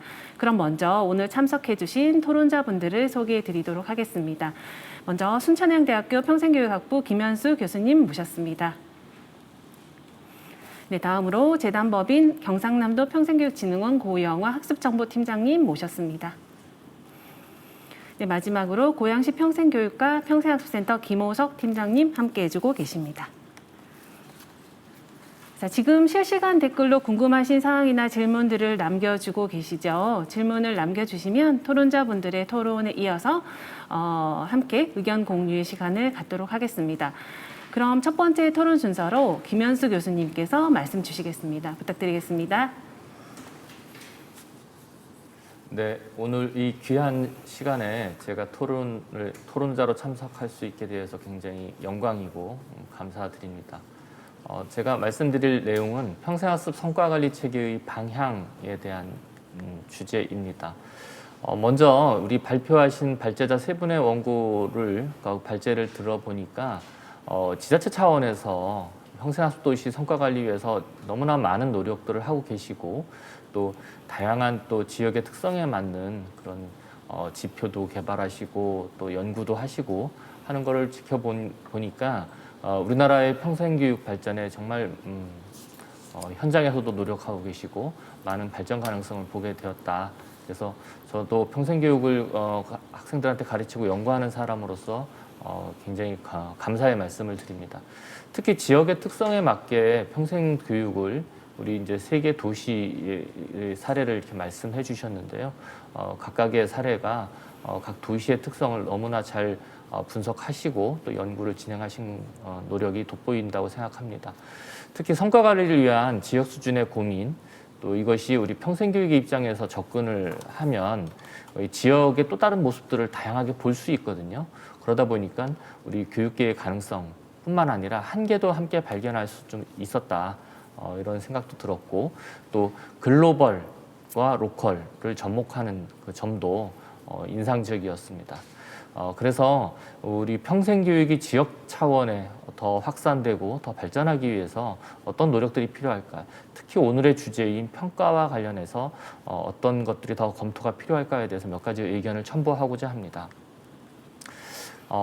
제가 이제 드리려고 하는 말씀, 학습의 본질과 이 학습 도시는 어떤 관계에 있나? 학습, 우리 이제 다들 잘 아시다시피 이제 한자도 이렇게 쓰고 있지 않습니까? 배오락, 이 길습 이렇게 되어 있는데 이거를 우리가 좁은 의미로 접근하면 굉장히 해석하기가 어렵다. 저는 먼저 결론적으로 이렇게 말씀을 드리고 싶습니다. 참고로 유네스코에서 이야기한 4가지 학습 기둥을 살펴보아도 뭐 알기 위한 학습, 실천하기 위한 학습, 더불어 살아가기 위한 학습, 그리고 자아를 실현하기 위한 학습 등 여러 가지 그 유형으로 나누고 뭐 이것은 학습의 목적일 수도 있고 이것도 수단일 수도 있다고 봅니다. 참여 동기라고 볼 수도 있고요. 또 우리가 심리학의 거두인 매슬로우가 이야기한 인간의 욕구 단계에서도 뭐 마지막 단계는 자아 실현의 욕구라고 이렇게 이야기하긴 하지만 우리 학습에서 우리가 바라보는 이런 뭐 학습의 기둥이나 욕구하고는 어떤 관계가 있을까? 저는 학생들한테 수업을 할 때 인간이 배우고자 하는 이런 호기심, 뭔가 알고자 하는 호기심, 이것이 우리 행동의 가장 원천이다. 이것이 우리는 학습 동기라고 하죠. 특히 이제 우리가 학과 습, 한자로 되어 있긴 한데 순우리말은 아니죠. 배운다는 거와 익힌다는 거, 이게 이제 우리 순우리말인데 배우는 거는 스스로 깨달을 수도 있습니다. 누가 도움을 줘서 가르칠 수도 있고요. 그러나 익힌다는 거는 본인이 계속 꾸준히 연습을 해야 된다. 그래서 저는 우리 한국의 평생교육, 물론 뿐만 아니라 뭐 전 세계 평생교육에서도 우리가 학은 있고 습은 없어지지 않은 건가? 뭐 이런 생각도 해봅니다. 그래서 학습의 본질이 무언가? 정말 이 학습을 잘 하도록 우리가 도시가 도와주고 있나? 아니면 도시가 또 방해가 되지 않나? 이런 생각도 해봅니다. 그래서 학습 도시의 의미로 들어가 보면 도시 내의 전체, 뭐 평생 교육해서 교육적인 것만 아니고 도시 전체가 배움을 토대로 엮어지는 생활 세계다. 저는 이렇게 바라보고 학습만을 따로 떼어난 생각하기는 되게 어렵습니다. 우리가 그냥 학습 도시라고는 하지만 그냥 도시입니다. 도시 우리가 생활하는. 그래서 교육, 문화, 복지, 여가 등이 함께 어우러져 있고 이것이 학습이라는 걸로 엮어져야 된다. 그래서 우리가 지금 추진하고 있는 학습 도시 교육부의 사업 명칭입니다. 사실은. 그래서 저는 이것이 일개 부처의 사업명 정책이 아닌 그냥 우리의 생활, 삶, 그냥 라이프 이렇게 생각해야 된다. 그래서 학습을 통해서 뭐 우리가 경험하게 되는 각종 그런 경험들이 수익적 수평적으로 엮어내야 되는 그걸 우리가 도시에서 해야 되고 또 우리 담당자들이 해야 되는 일이 아닌가. 그래서 개인이 주민으로서 시민으로서 국민으로서 여러 역할들이 요구되는데 이것들이 그분들이 거주하는 그 도시라고 하는 공간적 그 바운더리에서 우리 도시가 행정적으로 또는 뭐 여러 기회를 잘 제공하고 있는가, 제공해야 된다는 게 학습도시의 기본 개념이고요. 이런 측면에서 유네스코의 학습도시의 정의를 보면 학습도시 기초교육부터 고등교육까지 그리고 포용적 학습, 또 가정과 지역사회의 모든 학습, 그리고 직업을 위한 학습, 그리고 최신 기술, 또 삶의 질, 수월성, 여러 가지 이렇게 정의를 하고 있습니다. 그래서 우리가 유네스코에 정의한 학습도시의 뭐 평가 기준 이런 걸 그대로 갖고 오면 또 적용하기 어렵죠. 한국에서는 아까 우리 어디서 했었나요? 그 강남구에서 했었던 것처럼 그러면 뭐 자살률, 투표율 막 이런 것도 막 들어가니까 이게 또 실정이 안 맞다 이렇게 보는 도시들도 있고 그렇습니다. 그래서 어쨌든 유네스코가 정의한 학습도시는 굉장히 넓은 의미로 강의로 해석을 하고 있고 그거에 따라서 평가 지표도 그렇게 정의가 되어 있습니다. 뭐 이건 한번 참고할 필요가 있다. 이제 두 번째 말씀드리고 싶은 거는 그럼 평생학습의 성과 관리라는 건 도대체 뭐냐? 성과. 영어로 그냥 퍼포먼스 이렇게 되어 있습니다. 아웃컴이라고도 되어 있고 뭐 자동차로 얘기하면 성능입니다. 근데 인간의 성과 아니면 학습의 성과를 우리가 어떻게 진단하고 측정해낼 수 있을까? 그죠? 어렵죠. 우리 성과를 평가한다 이렇게 했을 때 뭐 우리 커크패트릭의 4수준 평가에 우리가 몇 수준까지를 평가하는 것이 과연 성과 평가일까? 이것도 고민스럽고요. 시간적 범위도 어렵습니다. 우리 성과 평가에서도 뭐 예컨대 아까 말씀드린 커크패트릭 4수준에서도 마지막 단계 4수준까지 하려면 굉장히 시간도 오래 걸리는 거고요. 또 그 학습자의 관점인지 제공자의 관점인지도 어렵고. 그래서 이 평생학습에서 성과를 꼭 내야 하나? 이것도 다시 한번 의문을 제기해 볼 필요가 있고요. 누구의 관점에서 성과를 논의하는가? 그동안 우리는 너무 공급자 관점에서 바라보지는 않았나? 학습자, 개인의 입장에서는 좀 우리가 좀 등한시한 것이 아닌가 이런 생각을 해봅니다.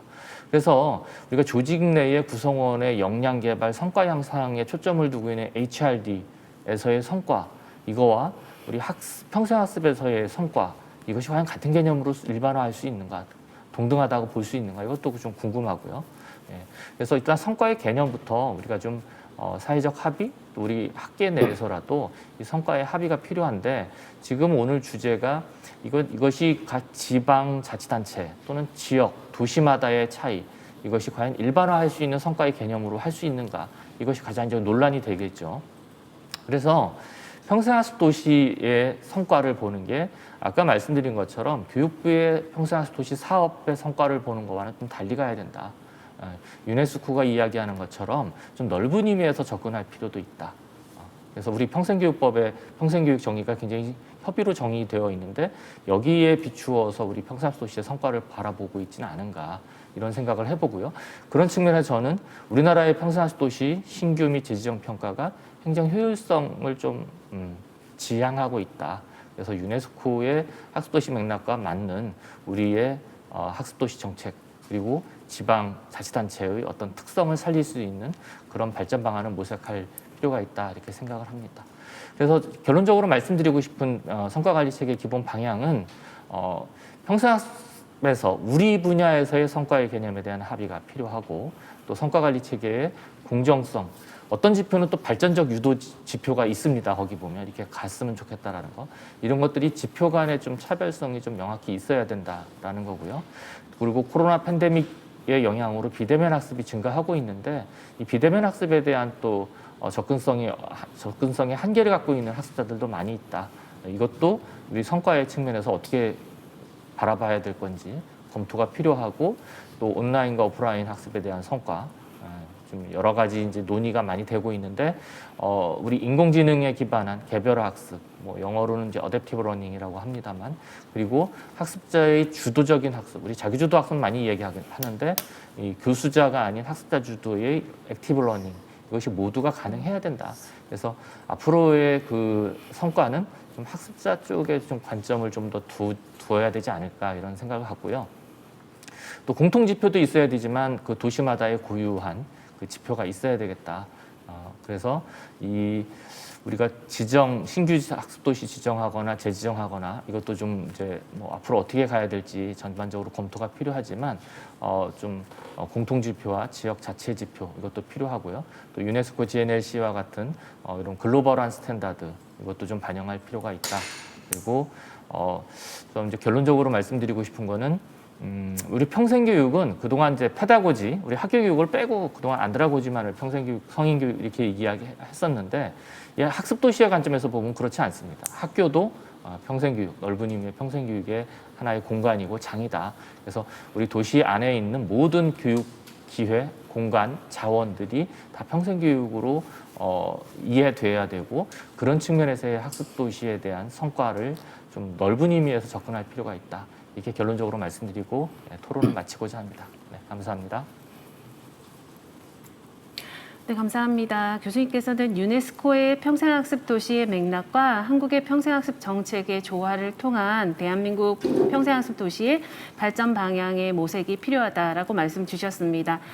최근 인공지능 기술의 발전과 함께 또 다양한 디지털 전환에 가속화되고 있는데요. 우리 평생교육 분야에서도 빅데이터를 기반으로 한 학습자 맞춤형 개별 학습 서비스들이 평생학습 도시들에서도 확산되고 있습니다. 이러한 의미에서 볼 때 교수님께서 말씀 주신 개별 평생학습뿐만이 아니라 함께 모여서 배우는 공동의 평생학습의 중요성도 필요하다라는 말씀이 인상적이었습니다. 더불어 이제 교수님께서는 종합적으로 평생학습 성과관리의 발전 방향을 요약해 주셨는데요. 국가 차원의 공동 지표도 필요하지만 평생학습 도시마다의 고유의 성과관리 체계와 지표가 필요하다라는 말씀 주셨습니다. 이러한 부분으로 제가 이해했는데 교수님 맞을까요? 네, 맞습니다. 네. 감사드립니다. 네, 다음으로는 경상남도 평생교육진흥원 고영화 팀장님께서 말씀 주시겠습니다. 부탁드리겠습니다. 네, 반갑습니다. 저는 평생교육 전달 체계별 과제라는 주제로 토론을 맡았는데요. 먼저 목차에 보시는 바와 같이 그럼 평생교육 전달 체계가 무엇일까라는 의문부터 시작을 했습니다. 그 다음에 평생교육 성과관리, 그리고 성과관리 체계, 그리고 성과관리를 위한 전달 체계별 과제로 제 발표는 시작하겠습니다. 네, 먼저 평생교육 전달 체계란 평생교육의 조직적 환경인 평생교육 기관 및 시설과 중앙에서 지방 일선에 이르는 모든 조직 등 일제의 공적, 사적 평생교육 기관과 이들 기관의 서비스 전달망이라고 합니다. 즉 평생교육 서비스가 전달되는 조직적인 체계를 말하는데요. 지금 현재 저희가 이제 항상 평생교육 전달 체계라고 얘기하고 있는 것은 전담기구에 포함되어 있는 국가평생교육진흥원, 시도평생교육진흥원, 시군구 평생학습관, 이게 저희 현재 평생교육 전달 체계의 모습이라고 볼 수 있겠습니다. 네.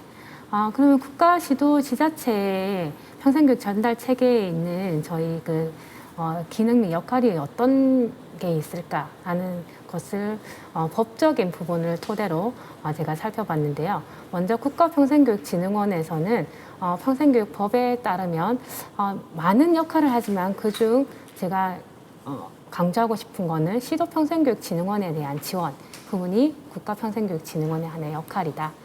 그리고 시도평생교육진흥원은 국가 및 시군문과 연계 협력을 해야 되고요. 그리고 해당 지역의 평생교육 기관과 연계 체제를 구축하는 것입니다. 네. 그리고 시군구 평생학습관은 시군구 차원에서 평생교육 프로그램 개발, 운영을 할 뿐만 아니라 읍면도 평생학습센터에 대한 운영 지원 및 관리 등의 어떤 역할들을 수행한다라고 되어 있습니다. 이처럼 국가, 시도, 시군구 차원의 평생교육 진흥을 위한 사업을 추진하는 데 있어서 각자의 역할과 기능이 있지만 전달 태대 안에서의 국가는 시도, 시도는 시군구, 시군구는 읍면도 평생학습센터를 지원하는 중요한 기능을 가지고 있습니다. 각자의 역할을 수행함에 있어서 전달 체제 내에서의 지원과 협력이 유기적으로 이루어져야 된다라는 것이 담겨져 있는 내용이라고 볼 수 있겠습니다. 앞서서 저희 성과 관리에 대한 개념을 간단히 설명을 하셨는데요. 저는 다양한 개념 중에서도 개인과 조직의 성과를 체계화된 평가 지표를 통해서 측정 평가함으로써 조직의 모든 활동과 자원을 효율적으로 운영하는 일련의 과정이다라는 개념을 가지고 왔습니다. 궁극적으로는 성과 지표를 통해서 조직의 임무나 전략을 효과적으로 연계해서 성과를 달성하게 하는 것, 이게 성과 관리다라고 이해를 했고요. 성과 관리에 있어서 단지 성과 관리의 성과를 측정하는 데 그치는 것이 아니라 모니터링해서 환류시키는 것, 그래서 성과를 극대화시키는 일련의 과정이 성과 관리다라고 이해를 했습니다. 평생교육 성과 관리를 그래서 조직의 성과를 극대화시키기 위한 일련의 과정으로서의 목표를 달성하기 위한 지속적인 모니터링과 환류의 과정을 수행하는 것이다라고 볼 수 있겠습니다. 네, 평생교육 성과 관리를 앞서서 다양한 우리 발표도 있었는데요. 양적, 질적 데이터를 관리함으로써 지속적인 성장에 기여할 수 있다는 측면에서 성과 관리는 중요하다라고 이해할 수 있었고요. 그리고 체계적인 성과 관리를 위해서는 국가, 시도, 시군 간의 협력이 필요하다. 그래서 그만큼의 연계를 강화할 필요가 있겠다라는 차원에서 그만큼 성과 관리가 중요하다. 그리고 방향은 또한 시도, 시군구가 함께 협력할 필요가 있다라고 이해하셨으면 좋겠습니다. 성과 지표에 근거해서 사업을 운영함으로써 효과적, 효율적 사업이 가능하기 때문에 그만큼 성과 관리가 중요하고요. 그리고 향후에 사업의 어떤 전략적 추진 뿐만 아니라 최근의 트렌드 및 환경의 변화에 대한 지표도 변경할 필요가 있겠다라고 저는 성과 관리 필요성 및 방향을 제시하였습니다. 앞서서 강남구 평생학습도시 성과 관리 체계를 살펴봤는데요. 이전의 다른 체계들과는 다르게 강남구의 중장기 발전 계획의 전략 방향에 근거해서 지역의 비전 및 목표에 근거한 체계를 구성했다라는 부분에서 좋았고요. 그리고 지속적인 성과 관리가 가능하겠다. 그 이유는 정량적인 평가 지표를 구성하려는 노력으로 객관적인 성과 관리를 가능하게 했다라는 부분에서 그렇게 생각을 했습니다. 그리고 타 부서와의 협력 기반을 마련했다라는 부분에서 평생학습도시가 한 부서에 국한된 하나의 사업으로 지부되지 않고 전체 평생학습도시로 쓰였던 그런 기능과 역할을 가져갈 수 있게 했다라는 부분에서 정말 강남구 평사습도시 성과관리 체계가 좋았다라고 저는 생각했습니다. 네. 근데 정량적인 지표만을 가져가다 보니까 실질적인 정성적인 데이터를 이제 창출하는 데 있어서 그러니까 보완이 좀 필요하지 않겠나라는 생각을 했고요. 그 예시로 몇 가지만 말씀드리면 평사습의 효과를 분석하기 위해서 강남구의 투표율을 보았는데 투표율을 본 이유는 우리가 일반적으로 평생학습을 통해서 투표에 영향을 미쳤다라고 보기 때문에 이제 그 부분을 보지 않았을까라는 생각이 들거든요. 그래서 평생학습이 투표에 영향을 미치는 정도 이런 것처럼 이렇게 정성적인 지표도 함께 보완하면 더 좋지 않을까라는 생각을 했습니다. 네, 뒤에 안전한 지역사회 건설에 영향을 미치는 정도도 같은 맥락에서 이해를 해주시면 되겠습니다. 네, 고양시 평사습도시 성과관리 지표는 유네스코 글로벌 학습도시 네트워크 리더 도시 교육부 평사습도시로서의 성과관리 위한 현장 적용 가능한 지표를 개발했다라는 점에서 현장 적용이 가능성이 높은 지표가 아닐까라는 생각이 들고요. 그리고 타 부서, 타 지자체에서도 활용 가능하도록 가중치를 산정하여 했다라는 부분이 있었고요. 다만 많은 영역별 측정 지표가 있어서 향후에 그 지표 이 많은 데이터를 성과 관리를 한다고 하면 많은 어려움이 있지 않을까라는 생각을 해서 향후에 영역별 핵심 지표를 선정해서 최대한 지표를 간소화하는 것이 중요하지 않을까라고 생각이 들었습니다. 성남형 평생교육 프로그램 분류는 데이터 축적 관점에서 평생교육 분류를 중요하게 여겼고, 그리고 기존 한국 육진 분류 체계를 기반으로 함으로써 기존 자료를 연계 가능하게 했다라는 부분에서 좋았습니다. 기존 분류 체계를 더욱더 명확히 함으로써 이해도 높은 분류 체계를 만들었다라는 점에서는 데이터의 어떤 그 신뢰성을 높이는 하나의 어떤 장치로 작용할 수 있어서 좋았고요. 하지만 현장에서 분류를 쉽게 수행하려고 하면 분류 체계표를 쉽게 이해할 수 있도록 만드는 과정도 중요하겠지만 분류를 쉽게 수행할 수 있는 방법적인 측면을 고려하는 것도 중요하지 않을까라는 생각이 들었습니다. 그래서 내용적 성능형 분류 체계와 함께 제시된 진행, 운영, 학습 방법 유형 등이 분류를 쉽게 수행할 수 있는 매뉴얼 제작 및 사례를 제시하는 그런 부분들이 어떤 다양한 그 제언들을 함께 추진해 나가는 것이 꼭 필요하지 않을까라는 생각이 들었습니다. 네, 성과 관리를 위한 전달 체계별 과제라고 해서 어떻게 제시를 하면 좋을까라고 생각을 했는데요. 육하 원칙에 따라서 조금 제시하면 좀 명확하지 않을까라는 생각을 해서 먼저 누가 참여할 것인가, 성과 관리에 있어서, 그리고 언제 시행할 것인가, 그리고 또 어디서 주관할 것인가, 그리고 또 무엇을 추진할 것인가, 그리고 왜 성과 관리를 하는가, 그리고 어떻게 할 것인가라는 부분을 함께 전달 체계별 과제에서 국가, 시도, 시군구 간 역할 및 과제로 제시해 보았습니다. 먼저 국가 차원에서는요, 범부처 교육부 국가평생교육진흥원이 함께 참여해야겠다라는 생각을 했고, 주기적으로 시행하는 것이 필요할 것이고요. 여기서 교육부 국가평생교육진흥원이 주관하고 향후에 공통평생교육 지표 개발, 성과 관리를 지원하는 것이 필요하겠다라는 생각을 했습니다. 이러한 활동을 통해서 국가 차원의 평생교육 성과 관리와 성장이 가능하겠다라는 생각을 했고요.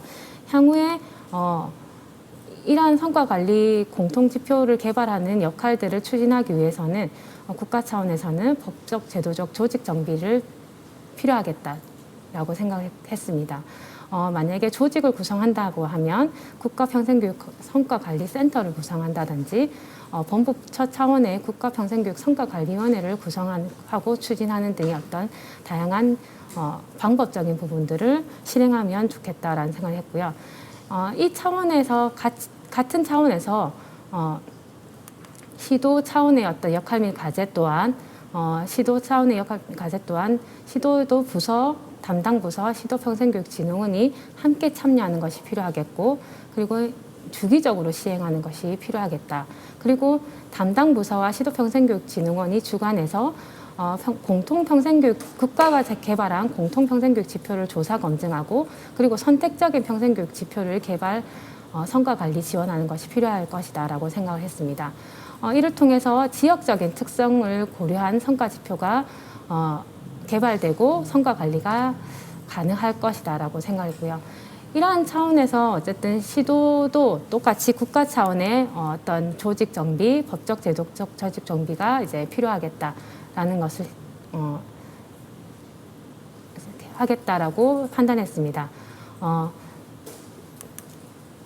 또한 그 국가 평생교육 지표를 조사하고 참여하는 어떤 역할과 그리고 평생교육 기관들이 성과 관리를 제대로 수행하기 위한 담당자 연수를 수행하는 것이 시도 차원의 어떤 진흥원의 역할이지 않을까라고 생각이 들었습니다. 이와 같은 맥락으로 시군구 차원의 역할 및 과제 또한 지자체 부서가 시군구 평생습관이 함께 참여하는 성과 관리 체제를 구성하는 것이 필요하겠다라 생각했고요. 여기 안에서도 주기적으로 시행하고 시군구 평생사습관이 주관하고 그리고 지표를 구성하는 것들이 어떤 역할들을 추진하는 것이 필요하겠다라고 생각을 했습니다. 지속적으로 조금 약간 반복되는 경향이 있어서 간단하게 말씀을 드리면 어쨌든 국가평생교육진흥원, 시도평생교육진흥원, 시군구 차원의 평생학습관이 각각의 평생교육 공통지표와 선택지표를 이제 개발하고 함께 추진해 나가는 역할들이 중요하겠다라고 생각해서 이것들을 6가지 6하원칙에 맞춰서 이 내용들을 서술해 보았습니다. 네, 저는 여기까지 발표를 마치도록 하겠습니다. 네, 고영아 팀장님 감사드립니다. 팀장님께서는 주제 발제로 나왔던 강남구의 사례, 고양시의 사례, 성남시의 사례를 한번 정리를 해주셨고요. 성과 관리를 위한 국가, 시도, 시군구 차원에서의 역할과 과제를 6화 원칙에 근거해서 정리해 주셨습니다. 국가와 시도, 시군구의 평생교육 사업을 추진하는 데 있어서 각각의 독립적인 사업 추진도 중요하지만 전달 체제 내에서의 지원과 협력이 유기적으로 이루어지는 것이 가장 중요하다라는 말씀을 주셨습니다. 가장 마지막으로 준비하고 계신 분이 있으시죠? 오래 기다리셨습니다. 마지막으로 고양시 김호석 팀장님의 토론을 듣도록 하겠습니다. 부탁드리겠습니다. 안녕하십니까. 고양시 평생교육과의 김호석입니다. 세 분의 발제 말씀과 토론 말씀을 잘 들었는데요. 제가 여러분과 함께 토론회에서 남기고 싶은 내용은 고양시가 GNLC의 클러스터 교육계획 모니터링 평가에 대한 클러스터 도시로서 지금 현재 UIL과 그다음에 국제교육계획연구소인 IIP와 함께 이 학습도시 성과관리에 대해서 워크숍과 함께 지금 같이 학습을 진행하고 있습니다. 그때 같이 논의했던 내용들과 고민을 같이 하고 있는 내용들을 포함해서 제가 이 업무를 담당하면서 도시 담당자로서 고민하고 있던 내용을 함께 나누도록 하겠습니다. 먼저 아까 이 성과관리에 관련된 그 관점에 대해서도 말씀이 나왔는데요. 성과관리에 관련된 것을 누구 관점에서 볼 것인가, 이 사람들이 어떤 관점에서 보고 있을까에 대한 논의가 분명히 필요하다고 봅니다. 쉽게 말씀드리면 이 성과관리에 대한 결과를 누가 관심 있게 볼 것인가, 그리고 누구를 관심 있게 보게 할 것인가에 관련된 건데요. 이 평생학습에 관련된 학습도시 변화와 성장에 대한 주체들이 거기에 해당된다고 생각합니다. 먼저 지자체 단체장이나 의회, 그리고 평생교육기관의 대표들인 의사결정자들이 있을 수 있고요. 또 프로젝트를 만들고 프로그램을 수행하고 운영을 하는 그 담당자, 강사, 실무자에 해당되는 기획자가 있습니다. 그리고 이 학습자인 그 시민, 그리고 동아리 회원, 이런 분들이 이제 또 하나의 주체가 될 수 있고요. 그리고 이 학습도시의 전체들과 관계가 있는 시도진흥원 또는 각각의 네트워크를 맺고 있는 다른 도시들에서도 이 개별 학습도시의 변화, 성장을 관심을 갖고 있게 될 것입니다. 저는 그래서 이 4개 주체들이 어떻게 이 성과관리 체계에서 관심을 갖고 있고 또 무엇을 고민을 더 해야 되는지에 대해서 얘기를 나눠보도록 하겠습니다. 성과관리에 지금 얘기 나온 거에서는 지표와 데이터 그리고 표준에 관련된 거 주로 말씀을 해주셨는데 저는 이 성과관리 체계를 어떤 식으로 추진할 건가에 대한 부분에 대해서 고민하고 있던 내용에 대해서 함께 나눠보도록 하겠습니다. 먼저 데이터의 수집 과정, 수집 방법에 대한 건데요. 지난번 교육부에서 실시하는 평생학습도시 재지정 평가에서도 그렇고 평생학습도시 지정에 관련된 자료를 만들 때에도 마찬가지인데요. 이 데이터를 수집하는 것이 굉장히 어렵습니다. 자료를 만들기도 어렵고요. 그래서 그 담당자들이 데이터를 만들고 이거를 정리하는 데 중요한 점이 데이터가 좀 자동으로 모일 수 있게 하는 방법. 설문조사가 전체적으로 시기와 그런 걸 맞춰서 진행했을 때 이게 사람이 해가지고 운영하는 거 말고도 실시간이나 아니면 그 데이터가 자동으로 모일 수 있는 방법들이 필요한데 예산의 예를 들면 시군구에서 지자체에서 하고 있는 그 성인지 예산이나 그런 부분들도 전체 그 부서에서 운영하고 있는 사업들 중에서 성인지와 관련된 예산이 자동으로 모이게 되고 있는데요. 그런 부분처럼 이 현황 자료들이 그 학습도시와 관계된 자료들이 모일 수 있게 하는 방법이 필요하고요. 그 다음에가 유관기관이나 민간 영역의 참여가 필수적인데요. 이 학습도시는 도시에서의 정책만 가지고 학습도시의 전체 성장을 확인할 수는 없습니다. 그 민간 영역이나 아니면 관련 기관들이 어떻게 연계가 되어 있는지 그 결과도 같이 참여를 하고 데이터에 나와야 되는데요. 이 부분은 그 UIL과 IAP에서도 그 각 전 세계 도시들을 조사해보고 성과관리 체계를 할 때 가장 어려운 점과 꼭 해야 될 점으로 동시에 나왔던 부분이 이 기관들 또 민간 영역의 데이터들을 모을 수 있는 방법 이거를 거기서 똑같이 제시를 했습니다. 그래서 앞으로 우리가 이 성과관리 체계를 추진할 때는 이 부서뿐만 아니라 관련 기관들이나 민간의 데이터를 끌어올 수 있는 방법을 반드시 고민해야 한다고 생각합니다. 그래서 이 두 가지를 전부 다 연결을 시키려면 이 학습도시에서 이 데이터를 통합적으로 관리하는 체계가 필수적으로 연계가 돼야 되는데요. 이 부분은 조직과 인원이 반드시 필요하고요. 또 학습도시의 기본 업무, 기본 사무에 이 성과관리 체계가 반드시 들어가야 이 데이터 수집에 관련된 거, 또 그 산하기관이나 실과소, 그 보조사업을 하는 곳들에 관련된 통합관리도 들어올 수 있다고 생각됩니다. 다음이 조사와 분석 방법에 대한 건데요. 지금 여러 그 학습도시에서 고민하고 있는 것들 또는 그 지표 개발에 대해서 고민하고 있는 것들이나 마찬가지로 이 학습도시 지정이나 재지정 지표도 마찬가지인데 대부분 그 투입과 또는 그거와 연결된 결과에 대한 것만 그 확인할 수 있게 되어 있습니다. 예를 들면 그 결과로서 그 시민성에 관련된 그 성과에 대한 지표를 우리가 확인하게 된다면 그게 어떤 그 투입에 관련된 걸로 나왔는지도 중요하지만 그것과 매개로 될 수 있는 부분들이 굉장히 연계가 필요합니다. 동아리도 될 수 있고 프로그램도 될 수 있고 그다음에 학습 활동을 지원한 방식에 대해서도 될 수 있는데요. 그 연결되어 있는 것들이 필요하고요. 마찬가지로 각 지표 간의 상관과 인과관계를 확인해야 나중에 이 성과에 대한 측정을 본 다음에 각각의 사업을 확인할 수 있는데 유리하게 될 것이라고 봅니다. 그다음에 질적 사례 조사에 관련돼서도 아까 잠깐 말씀이 나왔는데 지금 설문조사라든가 현황조사를 했을 경우에는 대부분 그 정량적인 그 지표에 관련된 조사로서 정성적인 거에 대한 결과치가 굉장히 그 측정하기가 매우 어렵습니다. 그래서 이 질적 사례 조사가 반드시 들어가야 되는데요.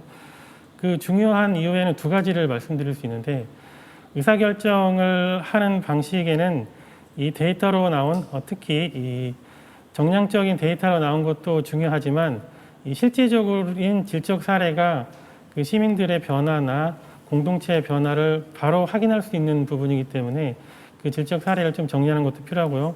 이 부분은 사례를 확산하게 되면 시민들과 또는 공동체들의 활동에 나타나는 학습 경험들을 바로 확산할 수도 있기 때문에 질적 사례를 좀 정리하고 그것들을 공유하는 방식도 이 평가와 분석에는 반드시 들어가야 되고요. 그 방법에는 그 사례를 찾아가지고 하는 것도 있을 수 있지만 그 전문가들에 대한 패널 토의나 그런 식으로 해서 그 연차별로 조사를 해가지고 정리하는 방법도 필요합니다. 그리고 세 번째에 있는 패널 조사는 제안 드리는 건데요. 이게 가능할 수 있는 부분은 좀 더 연구를 해봐야겠지만 그 우리나라에 사는 청소년 조사처럼 도시의 그 시민들을 일정 기간 종단 연구하듯이 패널을 뽑아가지고 조사를 하게 되면 그 학습 도시의 변화 성장 그리고 개인 공동체의 변화 성장까지 같이 연계를 할 수 있기 때문에 검토해 볼 만하다고 생각됩니다. 세 번째는 결과를 보여주는 방식에 대한 논의인데요. 보통 성과 측정을 한 다음에 연말 보고서나 이런 식으로 이렇게 책자로 나오는 식으로 나오고요. 그거를 다 찾아가지고 자기가 그 데이터 중에 필요한 거를 뽑아가지고 자료로 쓰곤 하는데 이런 식으로 말고 지금 발제에서도 제안이 됐듯이 성과관리 체계 자체가 플랫폼화가 돼야 됩니다. 그래서 자료도 자동으로 모이는 부분이 일정 정도 들어가야 되지만 분석해서 나오는 부분도 그 안에 일정 들어가야 된다고 생각합니다. 그리고 빅데이터에 관련된 부분도 많이 말씀하셨는데 이 성과관리 프로세스를 통해서 나온 빅데이터를 어떻게 활용할 것인가 이걸 어떻게 보여줄까인가는 페르소나를 파악하는 방식으로 보여줬으면 하는 생각입니다. 예를 들면 고양시 같은 경우 저희가 5개년 계획을 수립할 때도 이 방법을 사용했는데요. 고양 시민들을 일정 부분 일반화 시켜가지고 그 시민들이 어떤 학습 경로를 통하고 어떻게 학습을 결정하는지를 정리한 바가 있습니다. 이런 성과관리 프로세서가 나중에 이 학습자들이나 시민 그리고 기관의 정책들에 관련돼서도 이런 식으로 정리가 되면 정책을 개발하거나 기획자들이 기획을 할 때도 참고하기가 매우 유리할 거라고 생각합니다. 그리고 이러한 내용들은 의사결정자나 기획자, 시민들의 각각의 관점에 맞춰서 큐레이션 돼야 합니다. 그렇게 되려면 첫 번째 제안드렸던 플랫폼화가 돼야 이 의사결정자나 기획자가 각자가 이 플랫폼에 들어와서 성과관리의 결과를 볼 때 내가 확인할 수 있는 방식으로 볼 수 있도록 데이터가 나올 거라고 봅니다. 마지막으로 이 데이터 축적 방식에 대해서 고민해 본 부분인데요. 지금 얘기에도 나왔듯이 그 분류 체계에 관련된 부분인데요. 이 부분은 그 성남시에서 제안한 부분이나 지금 육진 분류표로 나와 있는 분류 체계나 실제로 이 프로그램이 기획하고 있는 평생교육사들뿐만 아니라 시민들도 이 분류 체계를 이해하는 데 굉장히 어렵습니다. 그리고 프로그램 정보가 나와 있는 것에서 학습자들이 선택을 할 때도 그런 육진 분류 체계에 따라서 선택을 하지 못하고 있고요. 마찬가지로 강사들도 자기들이 활동하고 있는 분야를 선택을 할 때도 육진 분류표에 맞춰서 강사 선택을 하기가 어렵습니다. 왜 그러냐면 이 목적에 따라서도 다르고 그다음에 그 도구로 쓰고 있는 부분에 따라서도 다르기 때문에 굉장히 모호하거든요. 그래서 이 부분은 학습자가 내가 지금 어떤 부분을 들을 건가 하는 부분으로 분류 체계를 좀 더 편하게 한다면 그 기획하는 사람도 좀 더 유리하게 할 수 있다고 봅니다. 이 분류 체계의 어려운 점과 마찬가지인데요. 이 기획자 담당자의 역량 강화, 아까도 제안할 때 그 매뉴얼화 필요하고 이 교육에 대한 부분도 간단히 말씀하셨는데 이 데이터로 나중에 나올 때 이 프로그램이나 강사, 이 결과값들이 코드가 다 똑같아야 되는데 지금 전혀 그렇지 못하고 있거든요. 그래서 그 입력을 하는 사람들이 이 분류 체계에 관련된 이해가 다 통일될 수 있도록 하는 부분이 굉장히 필요합니다. 그리고 이 데이터가 모이게 되면 시계열적으로 학습 도시, 개인, 공동체가 어떻게 성장하고 변화하는지를 연결해서 쭉 볼 수가 있어야 됩니다. 그래야 이 부분들이 아까 4가지의 그 학습도시의 성장과 변화를 확인하려고 하는 주체들이 그 개인 그 영역에 맞춰서 이것들을 분석하고 정책을 마련할 수 있다고 봅니다. 우리 고양시에서 했던 사례 중에 하나를 좀 소개시켜 드리려고 하는데요. 저희가 지금 이제 2년차 하고 있는 건데 7개의 관련 기관들에서 그 37개의 사업들을 하고 있고요. 그게 약 총 3억 원 정도의 사업입니다. 평생교육 관련된 사업들인데요.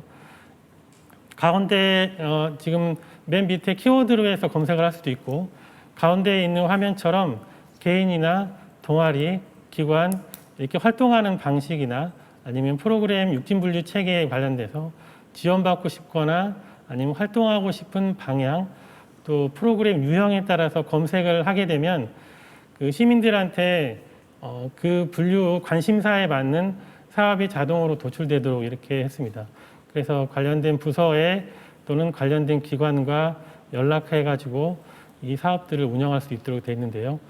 이 부분들이 이 데이터로 나중에 모을 때 이 분류 체계나 아니면 빅데이터로 모일 때의 방식에서 참고할 수 있을 거라고 생각됩니다.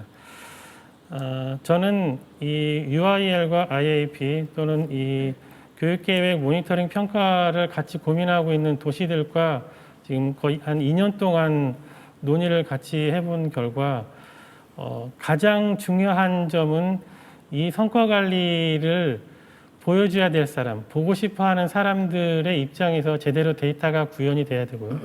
그리고 그 사람들 또는 그 입력하는 사람들, 데이터를 모으는 사람들이 너무 과부하가 걸리면 되지 않습니다. 그래서 데이터를 모으는 방식들, 그리고 그게 결과값으로 나타날 때는 프로그램의 개별화 전략을 하듯이 이 성과 관리 자체도 이 이해관계가 있는 사람들한테 원하는 방식으로 보여줄 수 있는 그런 체계가 구축돼야 된다고 생각합니다. 세 분의 발제 말씀에 대한 저의 내용들을 마치도록 하겠습니다. 감사합니다. 네, 팀장님 감사합니다. 김호석 팀장님의 토론은 글로벌이지만 또는 로컬적인 차원에서 고양시의 사례를 중심으로 성과관리에 대한 아주 세세한 프로세스를 설명 주셨습니다. 데이터 수집을 어떻게 해야 하는지, 또 어떻게 분석해야 하는지, 그 결과는 누구를 위해서 어떻게 보여줄 것인지에 대한 세부적인 설명들을 주셨습니다. 향후에 평생학습 도시들이 성과관리 체제를 구축할 때 실제적으로 고민하셔야 하고 준비할 수 있는 내용들에 대한 토론이 아니었나 생각을 합니다. 지금까지 토론해주신 세 분의 토론자분들께 감사를 드립니다. 이제 지정 토론은 마치고 온라인으로 함께 참여하고 계시는 분들께 질문을 받아보도록 하겠습니다. 저희가 사전에 그 발제 자료가 송출되기 전에 성과관리 체제 구축이라는 주제로 질문을 몇 개 받았습니다. 부천시 평생학습센터 김선실님, 경주시 평생학습과적관 노태일님, 부천시청 평생교육과 정혜경님, 용인시청 평생교육과 김영림님, 청양군청 평생교육팀 김진님 등 많은 분들께서 사전 의견을 주셨는데요.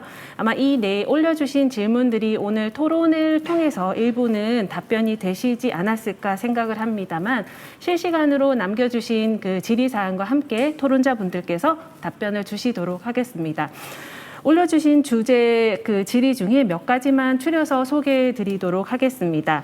주제와 관련된 질문이시기도 하고 앞서 사전 질문들을 통해서 댓글로 남겨주신 질문들이기도 합니다. 이 질문은 이제 김현수 교수님께 드려야 할 것 같은데요. 첫 번째 질문입니다. 평생학습 도시별 특성과 상황을 고려한 평생학습 성과 지표 체계 구축이 꼭 필요한가요? 라는 질문이 하나가 있고요. 함께 같이 드리도록 하겠습니다. 김현수 교수님께서는 평생학습 도시의 신규 평가 그리고 재지정 평가가 행정의 효율성을 강조한다라고 하셨는데 그렇다면 학습자의 초점을 둔 성과관리 체계 구축을 위해서 향후에 평생학습 도시 평가의 개선 방향을 말씀 주신다면 어떤 것들이 있을까요? 라고 질문을 남겨주셨습니다. 바로 이어서 교수님께 답변을 부탁드리겠습니다. 교수님. 네, 좋은 질문 감사합니다. 먼저 첫 번째 질문에 인데요. 그 평생학습 도시별 특성과 상황을 고려해서 지표 개발이 필요한가? 네, 당연하죠. 지금 우리가 하고 있는 재지정 평가만 하더라도 구 단위, 시 단위, 군 단위 이렇게 나눠서 지금 하고 있고 각 지자체별로 인구도 다르고 여건도 다릅니다. 그리고 뭐 역사, 문화, 자원 다 다르고 당연히 거기에 거주하고 계시는 우리 주민, 시민도 차이가 있고요. 특히 이제 인구 구조가 다양합니다. 그러다 보니까 이걸 획일적으로 평가 지표를 개발해서 뭐 시, 군, 구를 평가하는 것도 어렵고요. 그 지역이 선택할 수 있는 평가 지표. 예컨대 우린 평가 영역이라고 하면 그 영역 안에 지표가 그냥 같은 지표로 되어 있습니다. 똑같이. 그러다 보니까 실제 그 지자체, 도시마다 중점적으로 우리 평가 기간이 보통 뭐 3년 이렇게 되면 3년 동안에 추진한 역점을 둔 사업이 다를 거예요, 분명히. 그런데 우리 평가 지표에는 지난 3년간 추진한 요 지표에 관한 것만 제출해라. 뭐 이렇게 하니까 정량적이든 정성적이든 우리 도시가 지향하는 지금 우리 도시 여건 실정에 따라서 추진했던 사업이 제대로 평가가 안 될 수도 있는 경우를 많이 봤습니다. 그래서 영역이나 큰 부분, 그러니까 영역이나 뭐 분야 이런 평가를 구성하는 요소 중에 큰 부분은 같이 가더라도 그 안에서 이 해당 도시가 평가를 받을 그 지표나 세부 하위 그 뭐랄까요, 뭐 세부 지표 이런 것들, 그리고 정량적으로 받을 건지 정성적으로 받을 건지 이런 것들에 대해서는 해당 도시의 선택권을 좀 보장해야 된다. 그래서 해당 도시의 특색이 좀 살아날 수 있도록 평가 지표의 자율성이 좀 더 부여가 돼야 된다라고 생각을 합니다. 현재는 우리가 그냥 추진 체계 그리고 운영과 성과 이렇게 세 가지 영역으로 되어 있고 각각 정량과 정성 이렇게 되어 있는데 도시의 의견들을 많이 좀 수렴을 해서 각 도시는 해당 영역을 평가 영역을 해당 지표를 어떻게 구성을 하는 것이 좋을지를 의견을 좀 들어서 물론 그것이 적절해야 되겠죠. 그래서 도시의 특성을 좀 반영했으면 좋겠다라는 게 제 그냥 평가위원으로서의 의견이고요. 두 번째, 신규 및 재지정 평가가 행정 효율성을 좀 강조한다라고 제가 아까도 말씀드렸는데요. 그렇다면 학습자의 초점을 둔 성과 관리 체계는 어떻게 해야 될까? 지금은 우리 평가 지표, 아까 말씀드린 지표도 사실은 우리 그 평생교육 전담 조직, 전담 부서, 전담 인력이라고 하는 평생교육사 분들의 어떤 우리 평가 주관기관에서 약간 배려를 한 것 같아요. 그래서 그러다 보니까 아까 같이 우리 도시 실정에 맞게 평가를 받고 싶어서 다른 지표를 썼으면 좋겠는데 그냥 하나의 지표를 쓰는 거, 이것도 굉장히 탁상에서 이루어지는 전형적인 행정 중심 발상인 거죠. 그것도 도시의 의견을 들어야 되는 거고, 그래서 아까 제가 행정 효율성을 좀 지향하고 있다라는 게 좀 다양한 의견들, 학습 도시들의 다양한 의견들을 좀 들어야 되고, 다양성을 어떻게 잘 녹여 놓을 것인가, 그러면서 공통 지표와 특성화 지표를 어떻게 잘 좀 우리 도시들의 특성을 잘 반영할 수 있도록 할 건가, 그러면서도 평가의 공정성을 훼손하지 않을 건가가 가장 숙제인 거고요. 그런 측면에서 학습자의 초점을 둔다 그러면 아까 말씀드린 우리 성과를 어디에 둘 건가, 성과라는 게 우리 프로그램 끝났다고 금방 나타날 수 있는 거, 만족도 조사 결과 정도, 뭐 1수준이죠. 가장 낮은 수준. 그거보다는 정말 우리가 이 학습도시, 이 사업 또는 학습자들이 평생교육 과정, 평생학습 과정에 참여함으로써 궁극적으로 얻어가는 거, 달성한 게 뭘까? 이런 거에 대한 논의가 좀 더 필요하다. 그래서 뭐 행복이라는 걸 어떻게 측정할 수가 없지만 만약에 학습자의 행복 이런 것이 평생교육의 목적이라고 하면 저는 그거를 어떻게든 측정해낼 수 있는 방법을 구현해내야 된다. 그냥 하기 쉬운 정도로의 평가에 머물러서는 여전히 누구한테는 만족스럽고 누구한테는 만족스럽지 않은 그런 평가로 끝날 가능성이 높고, 그런 측면에서 좀 행정 효율성을 강조한다라고 제가 말씀드렸던 겁니다. 네, 이상입니다. 네, 교수님 감사드립니다. 지금 함께하고 계신 지자체들도 굉장히 많으신데요. 뭐 나주시, 성동구, 상주시, 과천시, 인천 서구, 부천시에 굉장히 많은 학습도시들께서 참여해 주셔서 그리고 의견 개진해 주셔서 감사드립니다. 뭐 충남진흥원, 울산진흥원, 한국평생교육사협회, 한국평생교육청년합회 모두 참여해 주시고 계셔서 세미나를 진행하면서 굉장히 그 의미 있게 진행할 수 있게 되어서 기쁩니다. 응원 댓글 보내주신 이문정 선생님 그리고 신민선 교수님도 참여를 해주셨네요. 저희 평생학습도시 20년의 성과를 함께 다룰 수 있는 중요한 자리가 되기를 바란다라고 응원 댓글 주신 것 같습니다. 예, 다음 질문을 읽어드리겠습니다. 고영아 팀장님께 드리는 질문이 될 것 같은데요. 국가, 시도, 시군구로 이어지는 평생교육 전달 체계별 유기적인 지원과 협력을 강조해 주셨습니다. 향후 평생학습도시의 성과 관리를 위해서 평생교육 관계기관 간의 협력을 효과적으로 이끌어낼 수 있는 방법이 있을까요? 있다면 무엇일까요? 라고 질문을 주셨습니다. 팀장님 답변 부탁드립니다. 네. 네. 먼저 성과 관리에 앞서서 저희가 이제 그 성과 관리를 개념을 아까도 말씀드렸지만 모니터링을 통해서 성과를 환류하는 이런 체계를 통해서 성과를 이제 지속적인 성장을 하는 게 전제가 되어야 된다라는 부분을 아까 말씀을 드렸는데요. 그것처럼 우리가 성과 관리를 하기 위해서 먼저 전제되어야 될 것은 평생학습도시의 성과 관리가 줄 세우기가 아니다라는 것들 명확히 해야 하고요. 두 번째가 성과 관리 지표가 너무 많으면 그만큼 거기에 대한 업무 가부화가 걸리는 것처럼 공통적으로 그 성과 관리를 해야 되는 지표를 간소하고 명확히 해야 될 필요가 있겠다라는 부분이 있고요. 그리고 지역적 특성을 반영해야 된다는 부분을 전제로 했을 때 시도, 시군구, 시국과 평생교육진흥원이 함께 할 수 있는 유기적 이런 협력 체계를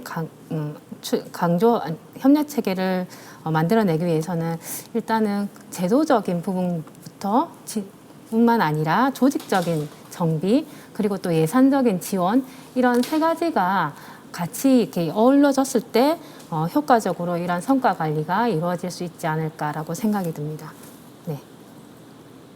네, 팀장님 감사드립니다. 시간이 좀 지나고 있지만 그 질문 몇 개만 더 확인하도록 하겠습니다. 우리가 지금 세미나를 진행하면서 시민 중심, 지역 중심의 성과 관리라는 말을 하기도 하고 또는 그 학습자 중심의 성과 관리가 필요하다라는 부분을 말씀한 바 있습니다. 그런 지역 중심과 시민 중심에 대한 성과 관리 지표가 만들어진다면 시민들이 체감하게 될 변화는 있을까요? 있다면 어떤 것들이 있을까요? 라는 질문이고요.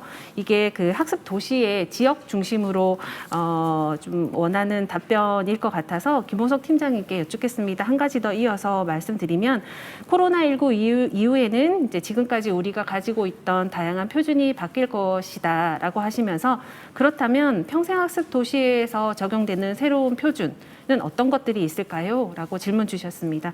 팀장님 갑작스럽겠지만 답변을 부탁드리겠습니다. 김현수 교수님께서 말씀해 주셔야 될 질문 같은데요.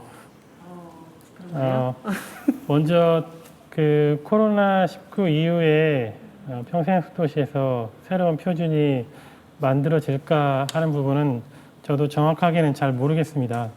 근데 지금 학습도시에서 새로운 방식으로 변하고 있는 게 비대면 학습이 활발하게 진행되고 있고 그거에 대한 뭐 어려운 점이나 제한점, 한계들을 극복하려고 하는 부분들이 있는데요. 그런 부분들이 이제 새로운 체계로 만들어질 거라고 다들 예상을 하고 있습니다. 그런데 저는 여기서 좀 다른 점을 좀 보고 싶은데요. 이 코로나가 우리 사회에 미친 영향 중에 하나가 이 사회에서의 관계를 다 끊어놨거든요. 다들 아시겠지만 다 거리두기를 하는 부분이나 그런 것들 때문에 사회 일상에서도 이 관계를 끊었지만 학습에서도 지금 관계가 끊어지고 있습니다. 비대면 학습이라는 것 자체도 이 학습자와 학습자가 만나는 일이 줄어들고 있기 때문에 앞으로는 이 부분에 대한 그 가치나 이런 것들이 많이 중요하게 될 거라고 생각하는데요. 실례로 저희 고양시에서 1년에 한 번씩 그 사부작 랩이라고 하는 시민 학습지원들의 연구 모임이 있습니다. 거기서 지난 1년 동안 학습 활동을 할 때 가장 성과로 생각하는 게 무엇이냐라는 질문에서 가장 많은 부분이 나타났던 것이 관계의 중요성을 인식하게 되었고 관계가 확장하는데 얼만큼 학습이 영향을 미쳤는지 알게 되었다는 점입니다. 그래서 앞으로 코로나 이후에는 이 사회적 회복을 위한 방식이 관계의 회복이라고 하거든요. 그래서 이 학습의 영향을 통해서 이 관계를 회복하고 사회적 회복을 하는 데 중요한 것이 평생학습이라는 인식이 될 것 같고 또 그의 차원에 맞게 관계성을 높이고 확장하는 데에 얼만큼 평생학습이 중요한가, 그거 영향이 무엇인가에 관련된 걸로 이 표준에 관련된 것이 좀 될 거라고 보고요. 그것과 연계를 하자면 이 지표가 만들어졌을 때 시민들이 체감할 수 있는 부분이 여기에 있다고 보는데요. 지금까지 시민들은 내가 학습을 하고 난다면 나한테 무엇이 이득이 있을까라는 부분에 대해서 봤다면 지표에 대한 거 아까 제가 말씀드렸듯이 이 관점들이 여러 관점들이 있는데 그 관점에서의 체계를 결과값을 활용할 수 있다면 시민들이 내가 참여한 학습 활동이 나를 포함해서 우리 공동체, 도시가 변하는데 어떻게 영향을 미쳤고 학습한 결과로 인해 학습한 이후에 나의 삶에 영향을 준 활동들이 얼만큼 도시 변화에 영향을 미쳤는지를 확인할 수 있는 방식이 될 거라고 생각합니다. 그러면 이 개인의 학습이 공동체나 도시 변화에 영향을 주는데 더 가속화가 될 수 있고 더 큰 힘이 될 수 있을 거라고 생각합니다. 네, 팀장님 감사드립니다. 갑작스럽게 질문을 드렸는데 마치 준비된 질문 마냥 잘 답변 주셔서 감사드립니다. 저희가 온라인으로 진행을 하다 보니 더 많은 토론과 이야기를 나누지 못한 아쉬움이 있습니다. 저희가 오늘 제1차 평생학습도시 정책 포럼에 이어서 2차, 3차 지속적인 평생학습도시 정책 포럼을 평생학습도시들과 함께 이어나가도록 하겠습니다. 마지막으로 지금 이 자리에 함께하고 계신 토론자분들께 평생교육을 딱 한 단어로 표현하는 시간을 부탁드리면서 토론자분들의 마무리 인사를 대신하려고 합니다. 하나의 단어로 평생교육을 정의하신다면 각 토론자분들께서는 어떠한 그 정의를 내려주실까요? 김현수 교수님, 고영아 팀장님, 김호석 팀장님 순으로 쓰여진 판의 내용을 보여주시면서 마지막 마무리 멘트 부탁드리겠습니다. 김현수 교수님. 네, 저는 평생교육, 평생학습은 사랑이다입니다. 네, 사랑 이렇게 어떻게 설명하기가 좀 어렵죠. 없으면 못 살고 목적이기도 하고 수단이기도 하고, 네, 좀 자세히 보아야 또 더 예쁘고 이렇습니다. 그래서 예, 그냥 설명하기 어려운 사랑으로 저는 정의하겠습니다. 네, 교수님 감사드립니다. 네, 고영아 팀장님. 네, 저는 평생학습은 인생이다라고 생각을 적어보았습니다. 우리가 태어나서 나이 들어서 죽을 때까지 우리가 평생학습을 해야 된다라는 것처럼 인생에서 모든 과정들을 이제 행복과 다양한 것들 경험하는 이걸 학습을 통해서 모든 경험이 이루어지지 않을까라는 생각이 들고요. 그래서 인생이다라고 적어보았습니다. 네, 감사드립니다. 마지막으로 김호석 팀장님. 네, 저는 평생학습은 삶의 접착제라고 썼는데요. 마지막 질문에 대한 답변을 하면서 생각난 겁니다. 사람은 관계적 동물이라고 하잖아요. 이 삶을 사는 것 자체가 삶을 살찌우게 하고 또 삶의 관계에 연관이 되는 다른 삶하고도 붙어 있을 수 있고 하는 부분들의 가장 큰 매개가 되는 게 평생학습이라고 생각합니다. 그래서 삶이 이루어지게 하고 삶과 삶이 연결되게 하는 그런 접착제가 평생학습이라고 생각합니다. 네, 세 분의 재치 있고 의미 있는 답변 감사합니다. 오늘 제1차 평생학습도시 정책포럼을 함께해 주신 고양시와 긴 시간 또 온라인을 통해서 함께해 주신 전국의 평생교육 관계자 여러분께 깊은 감사 인사를 드리면서 이 시간 모두 마치도록 하겠습니다. 어려운 시기에 모두 건강하시길 기원드립니다. 감사합니다.